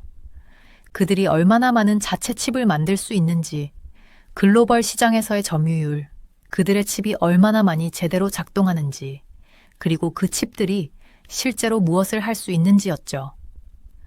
이러한 현실 세계의 척도로 볼 때 중국의 많이 이야기되는 반도체 부상은 현실보다는 희망에 가까웠어요. 중국과 한국 같은 선두주자들 사이의 격차는 일부 보고서가 제안하는 것처럼 빠르게 좁혀지지 않았습니다. 사실 가장 첨단 기술에서는 그 격차가 더 넓어질 수도 있었어요. 제네바의 밤이 내리며 저는 메모를 정리하고 잠자리에 들 준비를 했어요. 내일 저는 발표를 마무리할 것이었습니다. 이러한 현실을 이해하는 것이 정부 관료, 비즈니스 리더 또는 투자자 등 글로벌 기술에 대한 결정을 내리는 사람들에게 중요하다는 것을 설명할 것이었죠. 저는 중국의 결단력이나 자원을 의심하지 않았어요. 하지만 이 산업을 수십 년 동안 연구한 결과 기술적 리더십에는 이러한 것들 이상이 필요하다는 것을 알았습니다. 그것은 중국의 현재 시스템이 단순히 제공하지 않는 환경을 필요로 했어요. 불을 끄며 저는 그 오래된 속담을 생각했습니다. 기술의 세계에서는 경주가 항상 가장 강하거나 가장 부유한 자에게 가는 것이 아니라 가장 빠르게 적응할 수 있는 자에게 간다. 그리고 적응에는 자유가 필요했어요. 시도하고 실패하고 협력하고 필요할 때 방향을 바꿀 자유였죠. 이 근본적인 진실이 중국의 반도체 야망이 직면한 진정한 한계였습니다. 한국의 강경한 태도에 태국이 결국 무릎을 꿇었습니다. 여기 인천공항에서 극적인 만남이 이루어졌다는 소식이 들려왔는데요. 한때 한국을 향해 거친 말을 쏟아내던 태국 총리가 이번엔 전혀 다른 모습으로 나타났다고 합니다. 특히 한국이 비자 면제 협정 폐기까지 검토하자 태국 총리는 급히 비행기에 올랐다고 하는데요. 그동안 강경한 발언을 이어오던 총리가 한국에 도착해서 보여준 첫 모습에 모든 이들이 놀랄 수밖에 없었다고 합니다. 더욱 충격적인 건 한국 정부가 내놓은 새로운 카드였습니다. 이 제안을 듣자마자 태국 총리는 그 자리에서 아무 말도 하지 못하고 한참을 침묵했다고 하는데요. 42만 명이 넘는 불법 체류자 문제를 두고 벌어진 양국의 긴장감 넘치는 대화. 과연 그 자리에서 어떤 일이 벌어졌을까요? 오늘의 사연 시작합니다. 안녕하세요. 제 이름은 윌슨이라고 합니다. 인천국제공항 활주로에 비행기 바퀴가 닿는 순간 가슴이 두근거렸어요. 새벽의 태양이 하늘을 부드러운 분홍색과 주황색으로 물들이고 있었는데 마치 젖은 종이에 번지는 수채화 같았어요. 손목시계를 확인하니 오전 6시 15분이었어요. 14시간 동안 비행기를 타고 드디어 한국에 도착했네요. 여러분, 인천국제공항에 도착했습니다. 승무원이 영어와 한국어로 안내했어요. 현재 시간은 오전 6시 15분이고 기온은 섭씨 18도입니다. 몸이 뻐근해서 짐을 챙기며 가볍게 기지개를 켰어요. 저는 런던에서 온 이민 상담사로 여러 나라를 방문해 본 적 있지만 한국은 조금 달랐어요. 단순한 출장 이상이었죠. 여기는 상황이 좀 미묘했고 제 일이 수천 명의 삶에 영향을 줄 수도 있다는 걸 알고 있었어요. 현대적이고 세련된 터미널을 걸으며 다른 공항과는 다른 느낌이 들더라고요. 모든 것이 정말 깨끗했고 대리석 바닥은 아침 햇살을 받아 반짝였어요. 한국어, 영어, 중국어로 된 표지판들이 여행객들을 안내하고 있었어요. 주변 카페에서 나는 커피 향과 공항 특유의 소독약 냄새가 공기 중에 섞여 있었어요. 그런데 뭔가 더 있었어요. 공항 안에 긴장감이 흐르고 있다는 걸 바로 느낄 수 있었어요. 공항 직원들은 빠르고 목적 있는 걸음으로 움직였고 보안 요원들은 주의 깊게 사람들을 살피고 있었어요. 출입국 심사대에서는 직원들이 여권을 하나하나 신중하게 살펴보며 평소보다 시간이 더 걸리는 듯 했어요. 외국인 방문자 줄에 서서 앞사람들이 심사를 받는 모습을 지켜봤어요. 어린 자녀가 있는 한 가족이 서류를 꺼내느라 분주했고 나이든 부부는 출입국 심사관의 영어를 이해하지 못해 난처해 보였어요. 반면에 한 정장 차림의 사업가는 능숙하게 절차를 마치고 지나가더군요. 제 차례가 되자 영국 여권과 출입국 서류를 건넸어요. 젊은 심사관은 표정은 무표정했지만 직업란에 적힌 이민 상담사라는 직업을 보고 약간의 호기심이 담긴 눈빛을 보였어요. 방문 목적이 무엇인가요? 그는 또렷한 영어로 물었어요. 비즈니스 미팅입니다. 저는 간단하게 대답했어요. 한국이 새로운 이민 정책을 어떻게 시행하는지, 특히 태국 국적자에 대해 어떤 접근을 취하는지 알아보러 왔다는 말은 하지 않았어요. 요즘 한국과 태국 사이의 긴장이 전 세계적으로 뉴스에 오르내리고 있었으니까요. 체류 기간은요? 2주입니다. 그가 고개를 끄덕이며 제 여권에 도장을 찍어주고 지나가도록 손짓했어요. 그가 제 뒤에 있던 다음 사람, 태국 여권을 든 젊은 여성을 유독 꼼꼼하게 살펴보는 모습이 눈에 띄더라고요. 짐을 끌며 입국장으로 나오자 여기저기서 사람들이 환영 팻말을 들고 서 있었어요. 휴가 온 단체 관광객을 기다리는 가이드도 있었고 비즈니스 여행객을 마중 나온 기사도 있었으며 반가운 얼굴로 가족을 맞이하는 사람들도 보였어요. 공항은 늘 이런저런 만남과 이별, 기쁨과 불안이 교차하는 곳이라는 생각이 들었어요. 환전소에 들러 영국 파운드를 한국 원화로 바꿨어요. 연세, 지긋한 직원분이 지폐를 하나하나 세면서 친절하게 색깔이 다른 한국 지폐들을 설명해 주셨어요. 조금 전에 느꼈던 긴장감과는 달리 그분의 친절함이 반가웠어요. 휴대폰이 울리더라고요. 현지 이민사무소의 박 씨에게서 온 메시지였어요. 한국에 오신 걸 환영합니다, 윌슨 씨. 게이트 1에서 운전기사가 기다리고 있을 겁니다. 검은색 현대차예요. 바깥으로 나오니 아침 공기가 상쾌하고 맑았어요. 다른 아시아 공항들과 달리 차와 버스들이 질서 있게 움직이고 있었어요. 검은색 정장을 입고 제 이름이 적힌 팻말을 든 중년의 운전기사를 쉽게 찾을 수 있었어요. 그는 약간 고개를 숙여 인사하며 제 짐을 받아들었어요. 서울로 향하는 차 안에서 저는 창밖을 보며 풍경이 어떻게 변하는지 지켜봤어요. 인천의 산업지대를 지나 점점 서울의 현대적인 스카이라인이 눈에 들어오더라고요. 이제 태양이 완전히 떠오르며 수많은 유리 건물들이 반짝였어요. 넓은 고속도로를 따라 차들이 흐르고 멀리 산들이 나무로 덮인 경사를 드러내고 있었어요. 처음 한국 오셨나요? 운전기사가 백미러를 통해 저를 보며 물었어요. 네, 제가 대답했어요. 좀 더 좋은 상황에서 왔으면 좋았을 텐데요. 그가 고개를 끄덕였어요. 아무도 대놓고 말하지 않지만 다들 이민 문제로 인한 긴장감을 알고 있는 듯 했어요. 저는 노트를 꺼내 초반의 소감을 적어내려갔어요. 진짜 일은 이제 곧 시작될 테니 준비가 필요했죠. 한국과 태국 간의 긴장을 완화하는 방법을 찾는 일은 쉽지 않을 거라는 걸 알았지만 최선을 다해 보겠다는 결심이 들었어요. 아침 햇살이 호텔방 창문을 통해 들어오면서 저는 책상에 서류들을 펼쳐놨어요. 서울에서의 첫 번째 본격적인 하루가 시작됐고 할 일이 정말 많았죠. 저는 이민 컨설턴트로서 어려운 사건들을 많이 다뤄왔지만 이번엔 좀 달랐어요. 한국과 태국 사이의 이 문제는 더 개인적이고 더 긴급한 느낌이었어요. 첫 일정으로 서울 출입국 관리사무소에 갔어요. 유리로 된 현대식 건물 안은 분주하게 돌아가고 있었죠.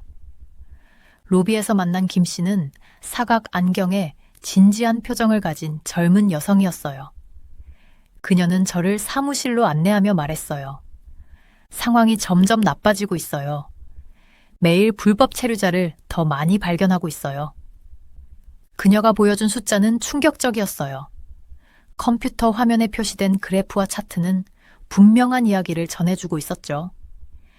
제대로 된 서류 없이 한국에 머무는 사비신산 5명 중 거의 절반이 태국에서 온 사람들이었어요. 저는 이 숫자를 노트에 적고 2번이나 밑줄을 그었어요. 단순한 통계가 아니라 진짜 사람들의 삶을 나타내고 있었거든요. 그런데 왜 이렇게 태국 사람이 많은 걸까요? 제가 의자에 몸을 기울이며 물었어요. 김 씨는 다른 문서를 열어 보여줬어요. 1981년에 태국 사람들이 비자 없이 한국에 올 수 있도록 허용했어요. 관광을 장려하려고 만든 제도였죠. 그런데 지금은 그녀가 고개를 저었어요. 많은 사람들이 관광객으로 오지만 불법으로 일하려고 눌러앉아요. 어떤 사람들은 마약에 손을 대기도 하고 가짜 결혼을 꾸미기도 해요. 오후 늦게 저는 서울 외곽에 작은 공장을 여러 개 운영하는 박 사장님을 만났어요. 우리는 커피숍에서 마주 앉아 있었고 그는 아메리카노를 천천히 저으며 말했어요. 그 사람들이 왜 오는지 이해해요. 여기서 돈을 더 벌 수 있으니까요. 하지만 문제가 생겨요. 불법 근로자가 적발되면 저희가 큰 벌금을 내야 하거든요. 게다가 한국 직원들이 화가 나 있어요. 그 사람들 때문에 자기들 임금이 낮아진다고 생각해요. 해가 질 무렵 저는 동대문이라는 번화가를 찾았어요. 그곳에서는 문제의 양면이 모두 보였어요. 태국 출신 노동자들이 있었는데 그중에는 합법적으로 일하는 사람들도 있었고 불법인 사람들도 있을 것 같았어요. 수많은 작은 가게와 식당에서 이들은 빠르게 효율적으로 움직이고 있었지만 항상 조금 긴장된 눈빛을 하고 있었어요. 한 젊은 태국 여성이 가게 진열대에 옷을 정리하고 있었는데 손은 빠르게 움직이면서도 시선은 계속 거리 쪽을 의식하는 듯했어요. 마치 누군가를 경계하는 것 같았죠. 작은 골목에 자리 잡은 태국 음식점을 발견해서 들어갔어요. 그곳의 주인인 수차다 씨는 합법적으로 한국에 머문 지 15년이 된 분이었어요. 그녀가 저에게 매운 또뮴 수프를 내오며 이야기해줬어요. 여기 있는 태국 사람들 중에는 성실하고 열심히 일하는 사람들이 많아요. 그냥 더 나은 삶을 원할 뿐이에요. 그런데 법을 어기는 사람들 때문에 모든 태국 사람을 안 좋게 보는 시선이 생겼어요. 그날 밤 호텔 방에 돌아와서 침대 위에 메모들을 펼쳐놨어요. 퍼즐 조각들이 하나둘 맞춰지고 있었지만 그 그림은 꽤 복잡했어요. 출입국 직원들은 마약 체포 기록과 가짜 결혼 사건을 보여줬고 사업주들은 불법 노동자 때문에 힘들다고 했어요. 그리고 단지 더 나은 삶을 원했던 태국 사람들과도 이야기를 나눴죠. 휴대폰이 진동했어요. 김 씨에게서 온 메시지였어요. 새로운 통계가 나왔다는 내용이었죠. 한국 정부는 불법 체류자들에게 2024년 11월까지 자진 출국할 시간을 주었어요. 그때까지 자진 출국하면 처벌받지 않고 나중에 합법적으로 돌아올 수 있는 기회를 가질 수도 있대요. 하지만 그 이후에는 엄격한 처벌이 있을 거라고 했어요. 저는 창가로 다가가 반짝이는 서울의 스카이라인을 바라봤어요. 내일도 더 많은 관계자들을 만나고 증거를 수집해야 했지만 이미 이 위기의 무게가 느껴지고 있었어요. 이건 단순히 법이나 숫자의 문제가 아니라 자존심과 존엄성, 그리고 한때 친밀했던 두 나라 간의 관계 문제였죠. 잠자리에 들 준비를 하면서 오늘 만난 사람들을 떠올렸어요. 각기 다른 조각들이었죠. 엄격하지만 공정했던 김 씨, 걱정 많던 박 사장님, 긴장된 표정의 가게 일꾼들, 열정적으로 이야기하던 수차다 씨. 그들의 이야기가 머릿속에서 뒤섞이며 복잡한 이 상황의 모습이 그려졌어요. 내일은 더 많은 시각들이 이 퍼즐에 추가되겠죠. 저는 휴대폰을 다시 확인하면서 가슴이 두근거렸어요. 방금 받은 메시지를 읽어보니 태국 총리가 한국 이민국 관계자들과 긴급 회의를 하기 위해 인천공항에 오신다는 거였어요. 단순한 회의가 아니었어요. 이 만남이 태국과 한국 간의 관계를 완전히 바꿔놓을 수도 있는 중요한 순간이었죠. 서둘러 서류 가방을 챙기고 택시를 잡아 타러 뛰어나갔어요. 아침 교통은 꽤 혼잡했고 저는 시계를 계속 확인했어요. 매 순간이 소중하게 느껴졌거든요. 이민국 컨설턴트로 일하면서 긴장감 넘치는 상황을 많이 겪어봤지만 이번엔 뭔가 다르다고 느껴졌어요. 한국에 살고 있는 수천 명의 태국인들의 미래가 걸려있는 일이었으니까요. 인천공항에 도착했을 때 평소 북적이는 여행객들의 소란이 한층 가라앉은 듯했어요. 경비원들이 사설 회의실 근처에서 경계하는 모습이었고 표정이 굳어 있더라고요. 저는 신분증을 보여주고 근처 대기 장소로 안내를 받았어요. 유리병 너머로 보니 관계자들이 서류를 들고 분주히 오가며 조용히 대화를 나누고 있었어요. 곧 태국 총리가 작은 자문단과 함께 도착하셨어요. 피곤한 기색이 역력했지만 굳은 표정으로 목적지로 향하는 모습이었어요. TV에서 보던 것보다 실제로 보니 더 인간적이라고 해야 하나. 걱정스러운 눈빛 속에서도 강인함이 느껴졌어요. 마치 무거운 짐을 지고 가는 사람 같았죠. 잠시 후 한국 이민국 장관님이 도착하셨어요. 저는 그분의 명성을 잘 알고 있었어요. 한국의 이민법에 대해선 절대 양보하지 않는다고 해서 철의 장관이라 불리는 분이셨거든요. 남색 정장을 입고 자신감 넘치는 모습으로 걸어오셨고 태국 총리께 정중히 인사드렸는데 얼굴엔 어떤 감정도 드러나지 않았어요. 저는 방 한쪽에 앉아서 회의를 지켜볼 수 있는 허가를 받았어요. 그 방 안에는 긴장감이 가득해서 손으로 만질 수 있을 정도였어요. 방 자체는 현대적이고 밝은 느낌이었고 중앙에 긴 테이블이 놓여 있었어요. 각 나라의 국기가 구석에 서 있었고 창문 너머로는 비행기들이 이착륙하는 모습이 보여서 우리가 두 나라의 관문에 있다는 게 실감이 났어요. 태국 총리가 먼저 입을 여셨어요. 한국의 우려를 이해합니다. 총리님이 영어로 말씀하셨어요. 차분하지만 절박한 어조였어요. 하지만 우리 국민들을 위해 해결책을 찾아야 합니다. 많은 태국 노동자들이 여기서 생활을 꾸렸고 한국 경제에 기여하고 있습니다. 그들은 한국 친구들도 있고 가족을 이룬 사람도 있습니다. 한국 장관님은 두 손을 테이블 위에 얹고 신중하게 들으셨어요. 장관님이 입을 떼셨을 땐 말투가 분명하고 차분했어요. 저희도 태국과 태국 국민을 존중합니다. 라고 하셨어요. 하지만 우리 법은 지켜져야 합니다. 불법 체류하는 태국인의 숫자가 너무 많아졌어요. 이 문제를 더 이상 간과할 수 없습니다. 두 사람의 대화는 마치 한 발짝씩 내딛는 춤 같았어요. 한 걸음 한 걸음이 모두 중요했죠. 태국 총리는 한국어를 배우고 공장과 농장에서 열심히 일하는 태국 노동자들의 이야기를 꺼냈어요. 한국 장관님은 불법 체류와 범죄에 관한 통계로 답했어요. 두 지도자 모두 각자의 국민과 나라의 자존심을 지키려 하고 있었어요. 대화가 점점 팽팽해지던 중 한국 장관님이 다음 계획을 밝혔어요. 저희는 비자 면제 협정을 중단하는 방안을 검토 중입니다. 라고 발표하셨죠. 그 말이 조용한 방 안에 무겁게 울려 퍼졌어요. 태국 총리님의 얼굴에 충격이 스쳤어요. 1981년부터 이어져 온 비자 면제 협정이었거든요.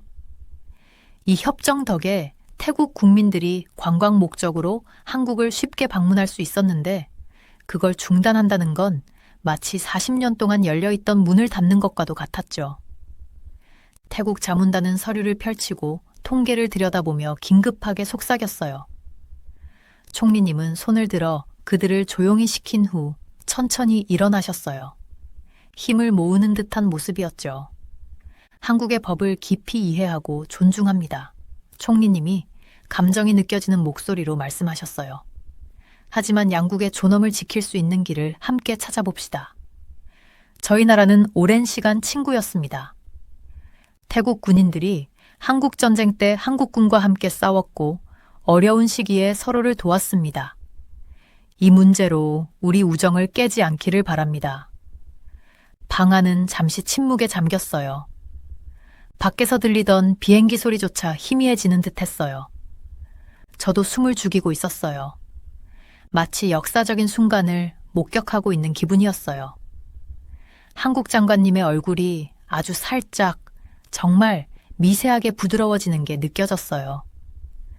장관님은 태국 총리를 잠시 응시하며 두 나라의 오랜 역사를 떠올리시는 듯했어요.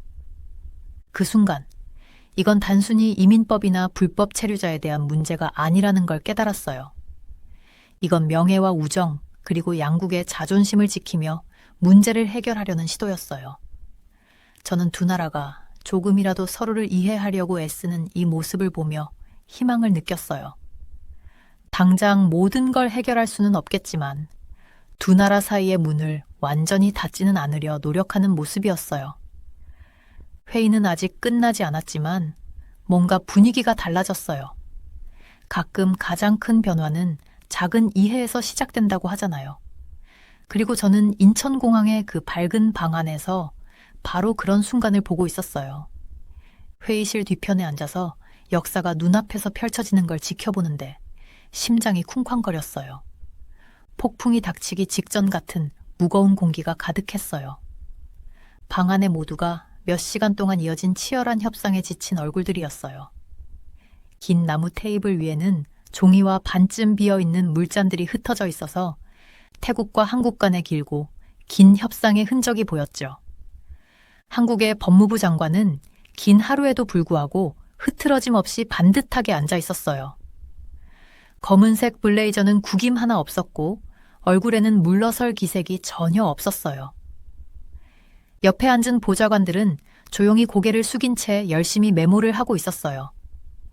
테이블 건너편에 있는 태국 총리는 평소에 자신감 넘치는 미소를 잃은 지 오래였고 눈 밑에 진한 다크서클이 피로를 고스란히 드러내고 있었어요.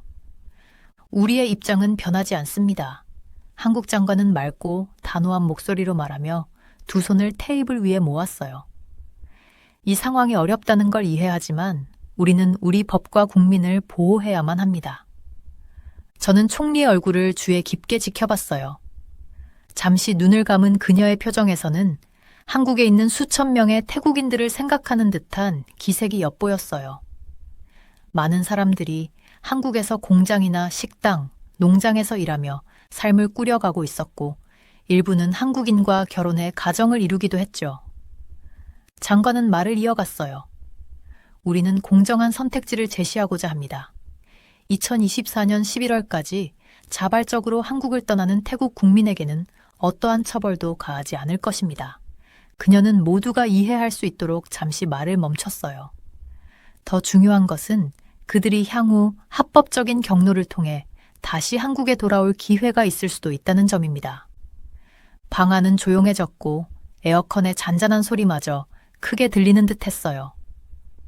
큰 창 너머로 인천공항에서는 수십 년 동안 이어져 온 양국 간의 왕래를 상징하듯 비행기들이 이착륙하고 있었어요.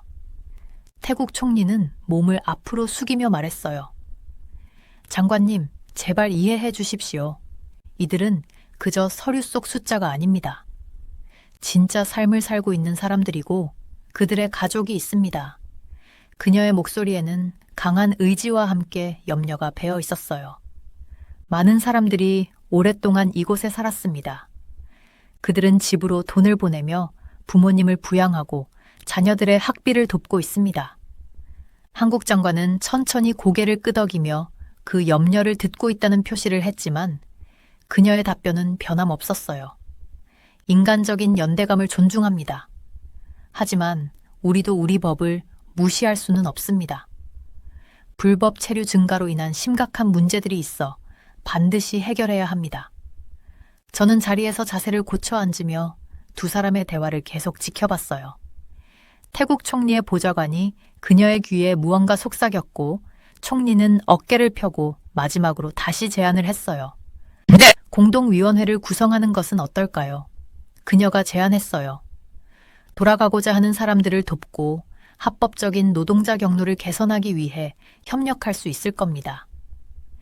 희망에 찬 그녀의 목소리에는 타협점을 찾고자 하는 의지가 담겨 있었어요.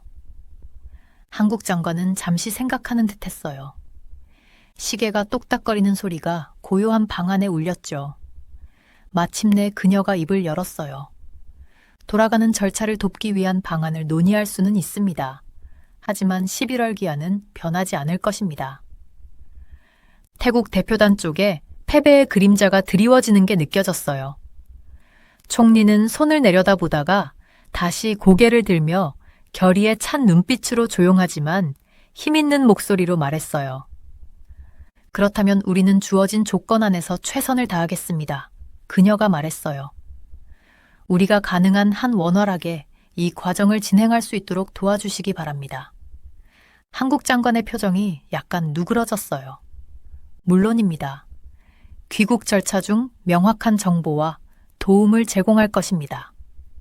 두 사람은 서로에게 고개를 숙여 인사를 했어요. 태국이 바랐던 결과는 아니었지만 그들이 얻을 수 있는 최선의 합의였어요.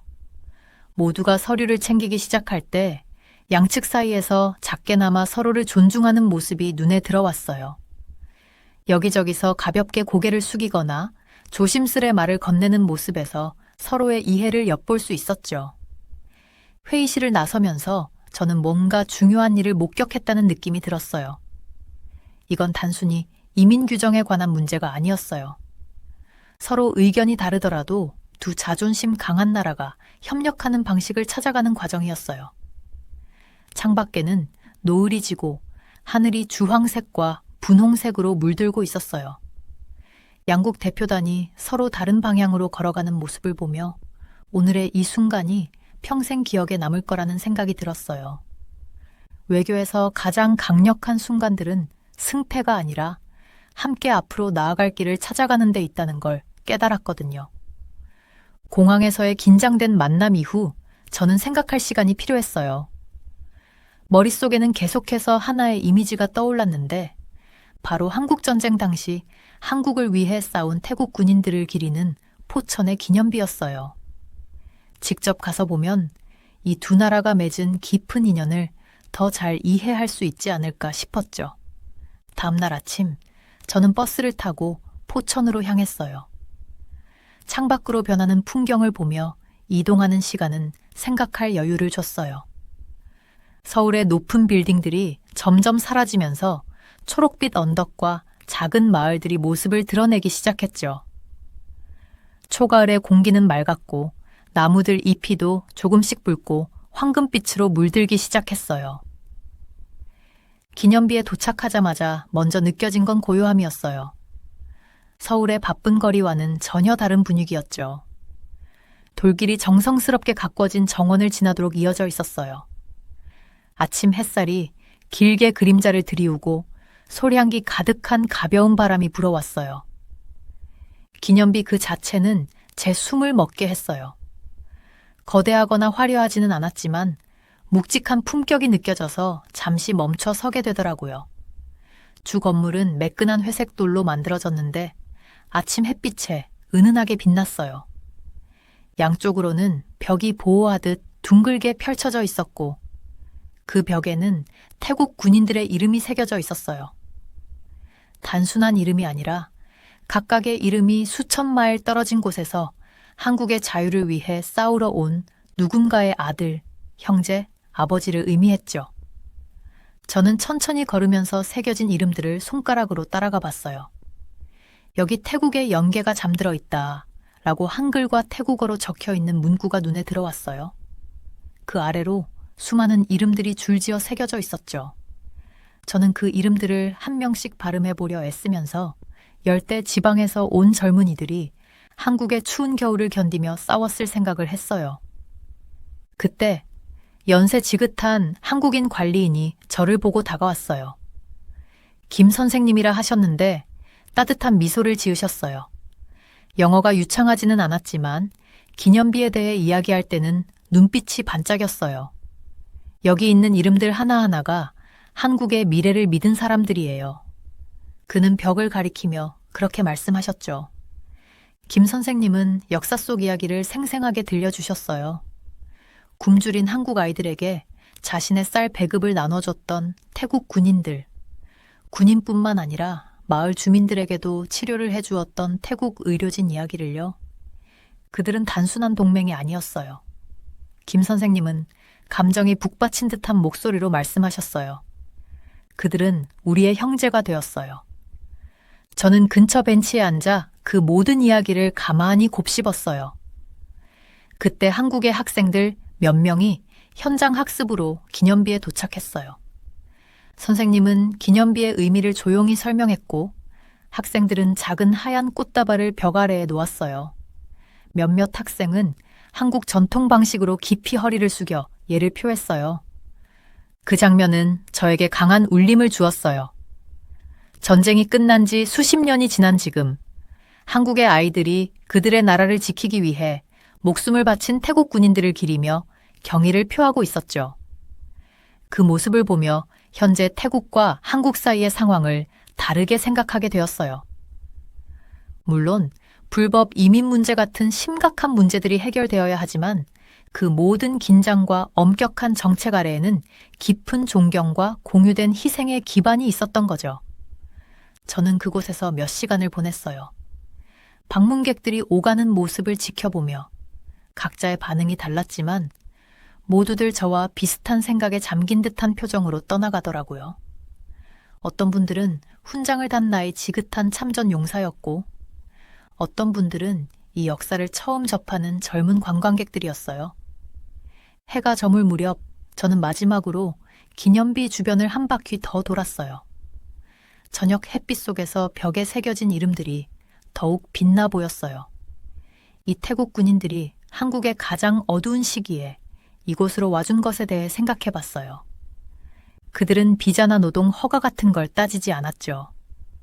그저 도우러 왔을 뿐이었어요. 이제 수십 년이 흘러 한국은 강하고 번영하는 나라가 되었어요.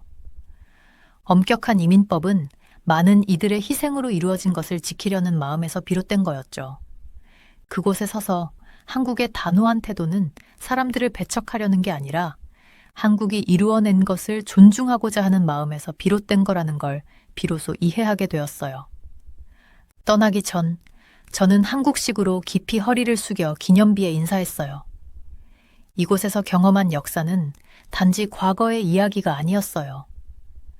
나라들이 어려운 문제에 직면하더라도 진정한 우정과 희생의 끄는 길을 찾아낼 수 있다는 걸 다시금 일깨워줬죠. 버스 정류장으로 걸어가는 길에 저녁 공기가 점점 서늘해졌지만 마음에는 한국의 강인함과 따뜻한 마음을 새기고 돌아갔어요. 서울에서의 마지막 아침, 호텔 창가에 서서 일출이 도시를 부드러운 금빛으로 물들이는 걸 바라보고 있었어요. 높은 빌딩들은 보석처럼 반짝이고 아래 거리엔 벌써 출근하는 사람들로 분주했죠. 이곳에서 지내며 배운 것들을 떠올리게 됐어요. 침대 위엔 열린 여행 가방이 놓여 있었지만 제 생각은 인천공항에서의 회의로 자꾸 돌아갔어요. 한국 이민부 장관의 결연한 눈빛, 그리고 태국 총리가 중간 지점을 찾으려 애쓰던 모습이 생생하게 떠올랐어요. 그 기억은 마치 사진처럼 머릿속에 또렷하게 남아 있었죠. 이해하는 데는 시간이 걸린다 라고 혼잣말을 하며 이 말을 제 노트에 적었어요. 이민 컨설턴트로서 여러 나라가 비슷한 문제를 다루는 걸 많이 봐왔지만 한국은 조금 달랐어요. 여기서 저는 무엇보다 질서와 존중을 중요시하는 나라를 발견했죠. 마지막 몇 시간을 서울 거리를 걸으며 보내기로 했어요. 아침 공기는 상쾌했고 작은 카페들에서 갓 구운 빵과 커피 향이 흘러나왔어요. 전통 찻집에 들러 녹차 한 잔을 주문했더니 나이 지긋한 주인분이 따뜻하게 미소 지으며 차를 내주셨어요. 엄격한 규칙 속에서도 한국 특유의 환대가 존재한다는 걸 다시 한번 느꼈죠. 차를 마시며 노트북으로 최종 보고서를 작성하기 시작했어요. 이제는 이야기를 정말 이해하게 되었기에 글이 자연스럽게 써졌어요. 한국이 불법 이민에 단순히 안 된다고 하는 게 아니라 그들이 지켜온 가치들을 보호하기 위해 이렇게 해야 한다는 의미였어요. 한국은 뒷문으로 몰래 들어오는 대신 앞문으로 당당히 들어오길 원하는 거였죠. 포천에서 태국군 추모비를 방문했던 기억도 떠올랐어요. 그 경험은 제게 많은 것을 변화시켰어요. 용감한 태국 병사들은 전쟁 중에 한국과 함께 싸웠고 그로 인해 두 나라 사이에 유대가 생겼죠. 이제 수십 년이 지난 지금 두 나라는 서로의 현재 필요를 존중하면서 그 우정을 기억할 필요가 있었어요. 보고서에는 태국이 자국민에게 한국 법을 더 잘 이해시키는 방법에 대해 설명했어요. 교육이 핵심이다 라고 적었어요. 법을 지키는 게 단순히 문제를 피하는 게 아니라 다른 나라의 삶의 방식을 존중하는 것임을 사람들이 알아야 한다. 테이블 옆을 고등학생들이 지나갔어요. 가방에 달린 알록달록한 핀과 키체인들이 눈에 띄었죠. 이 아이들을 보니 한국이 과거를 존중하면서도 미래를 향해 나아가고 있는 나라라는 생각이 들었어요. 한국의 성공은 쉽게 이루어진 게 아니라 분명한 규칙과 강한 가치관, 그리고 노력으로 이루어진 것이었죠. 연구를 하며 알게 된 불법 체류자들에 대해서도 생각해 봤어요. 그들 중 많은 이들이 더 나은 삶을 꿈꾸며 한국에 왔어요. 전 세계 어디서나 마찬가지겠지만 꿈을 이루려면 올바른 길을 따라야 해요. 저는 한국이 비자 절차를 더 명확하게 만들고 태국은 자국민이 합법적인 방법으로 해외에서 일할 수 있도록 돕는 방향으로 두 나라에 제안을 썼어요. 찻집을 떠나기 전 보고서에 개인적인 관찰도 추가했어요. 한국의 고궁들이 현대적인 고층 빌딩 옆에 당당히 서 있는 모습이 마치 한국의 전통 가치가 현대 법률과 함께 공존하는 것 같았어요. 이 나라는 과거에 갇혀 있는 게 아니라 자기 정체성을 지키면서도 앞으로 나아가는 방법을 찾은 나라였죠. 호텔로 돌아가는 길에 공사 현장을 지나갔는데 작업자들이 안전 규칙을 철저히 지키고 있는 모습이 눈에 들어왔어요. 이런 작은 부분에서도 한국이 질서와 구조를 얼마나 중시하는지 알 수 있었어요. 이건 단순히 엄격한 게 아니라 모두가 자기 역할을 알고 같은 규칙을 따르는 사회를 만들기 위한 거였어요. 호텔방에서 마지막 보고서 작성을 마무리하며 강력한 권고사항들을 적었어요. 태국 측에선 한국 문화와 법을 이해할 수 있는 더 나은 프로그램을 만들고 한국 측에선 비자 요구 사항을 더 명확하고 쉽게 이해할 수 있도록 고려해보라는 제안이었어요. 짐을 모두 챙기고 마지막으로 도시를 바라봤어요. 오후 햇살이 한강을 마치 다이아몬드처럼 반짝이게 만들었죠. 강도 흐르는 방향과 자연의 법칙을 따르듯 나라들도 원활하게 흘러가기 위해 규칙이 필요한 거겠죠. 그때 한국 이민부 장관실에서 메시지가 왔어요. 협상 과정에서 도와줘서 고맙다는 내용이었어요. 긴장감 가득했던 회의들이 떠올라 미소가 지어졌어요. 이제는 한국이 왜 그렇게 엄격하게 접근하는지 이해하게 됐어요. 그들의 엄격한 태도 이면에는 자신들이 쌓아온 것을 지키고자 하는 깊은 바람이 있었던 거죠. 공항으로 가는 길, 택시 기사님이 왜 한국에 왔냐고 물으셔서 문제를 이해하러 왔지만 대신 지혜를 얻어간다고 답했어요. 그러자 기사님이 조심스러운 영어로 한국은 잘 가꾼 정원 같아요. 손님은 환영하지만 우리 꽃들도 지켜야 하니까요. 라고 말씀하셨죠. 그 한마디가 제가 배운 모든 것을 잘 요약해줬어요. 최종 메모에 성공적인 이민 정책은 정원의 문과 같다는 걸 적었어요. 내부를 보호할 만큼 튼튼해야 하지만 환영할 손님을 들어오게 할 만큼 넓어야 한다고요. 인천공항을 떠나는 비행기에서 아래로 작아지는 서울을 내려다보며 이번 경험에 감사한 마음이 들었어요. 단순한 문제를 해결하러 왔다고 생각했지만 대신 가치와 역사, 그리고 미래에 대한 희망이 얽힌 복잡한 이야기를 발견했죠. 태국과 한국 사이의 도전은 단순히 이민 문제만이 아니었어요. 서로를 존중하면서 중요한 것들을 지킬 수 있는 방법을 찾는 일이었어요. 서로에 대한 이해와 존중, 그리고 인내심이 가장 튼튼한 다리를 만들어준다는 걸 이번에 배웠어요. 한국은 좋은 울타리와 좋은 이웃이 함께할 수 있다는 걸, 그리고 두 나라가 존중으로 문을 열고 조심스럽게 닫을 줄 알아야 한다는 걸 가르쳐 줬어요.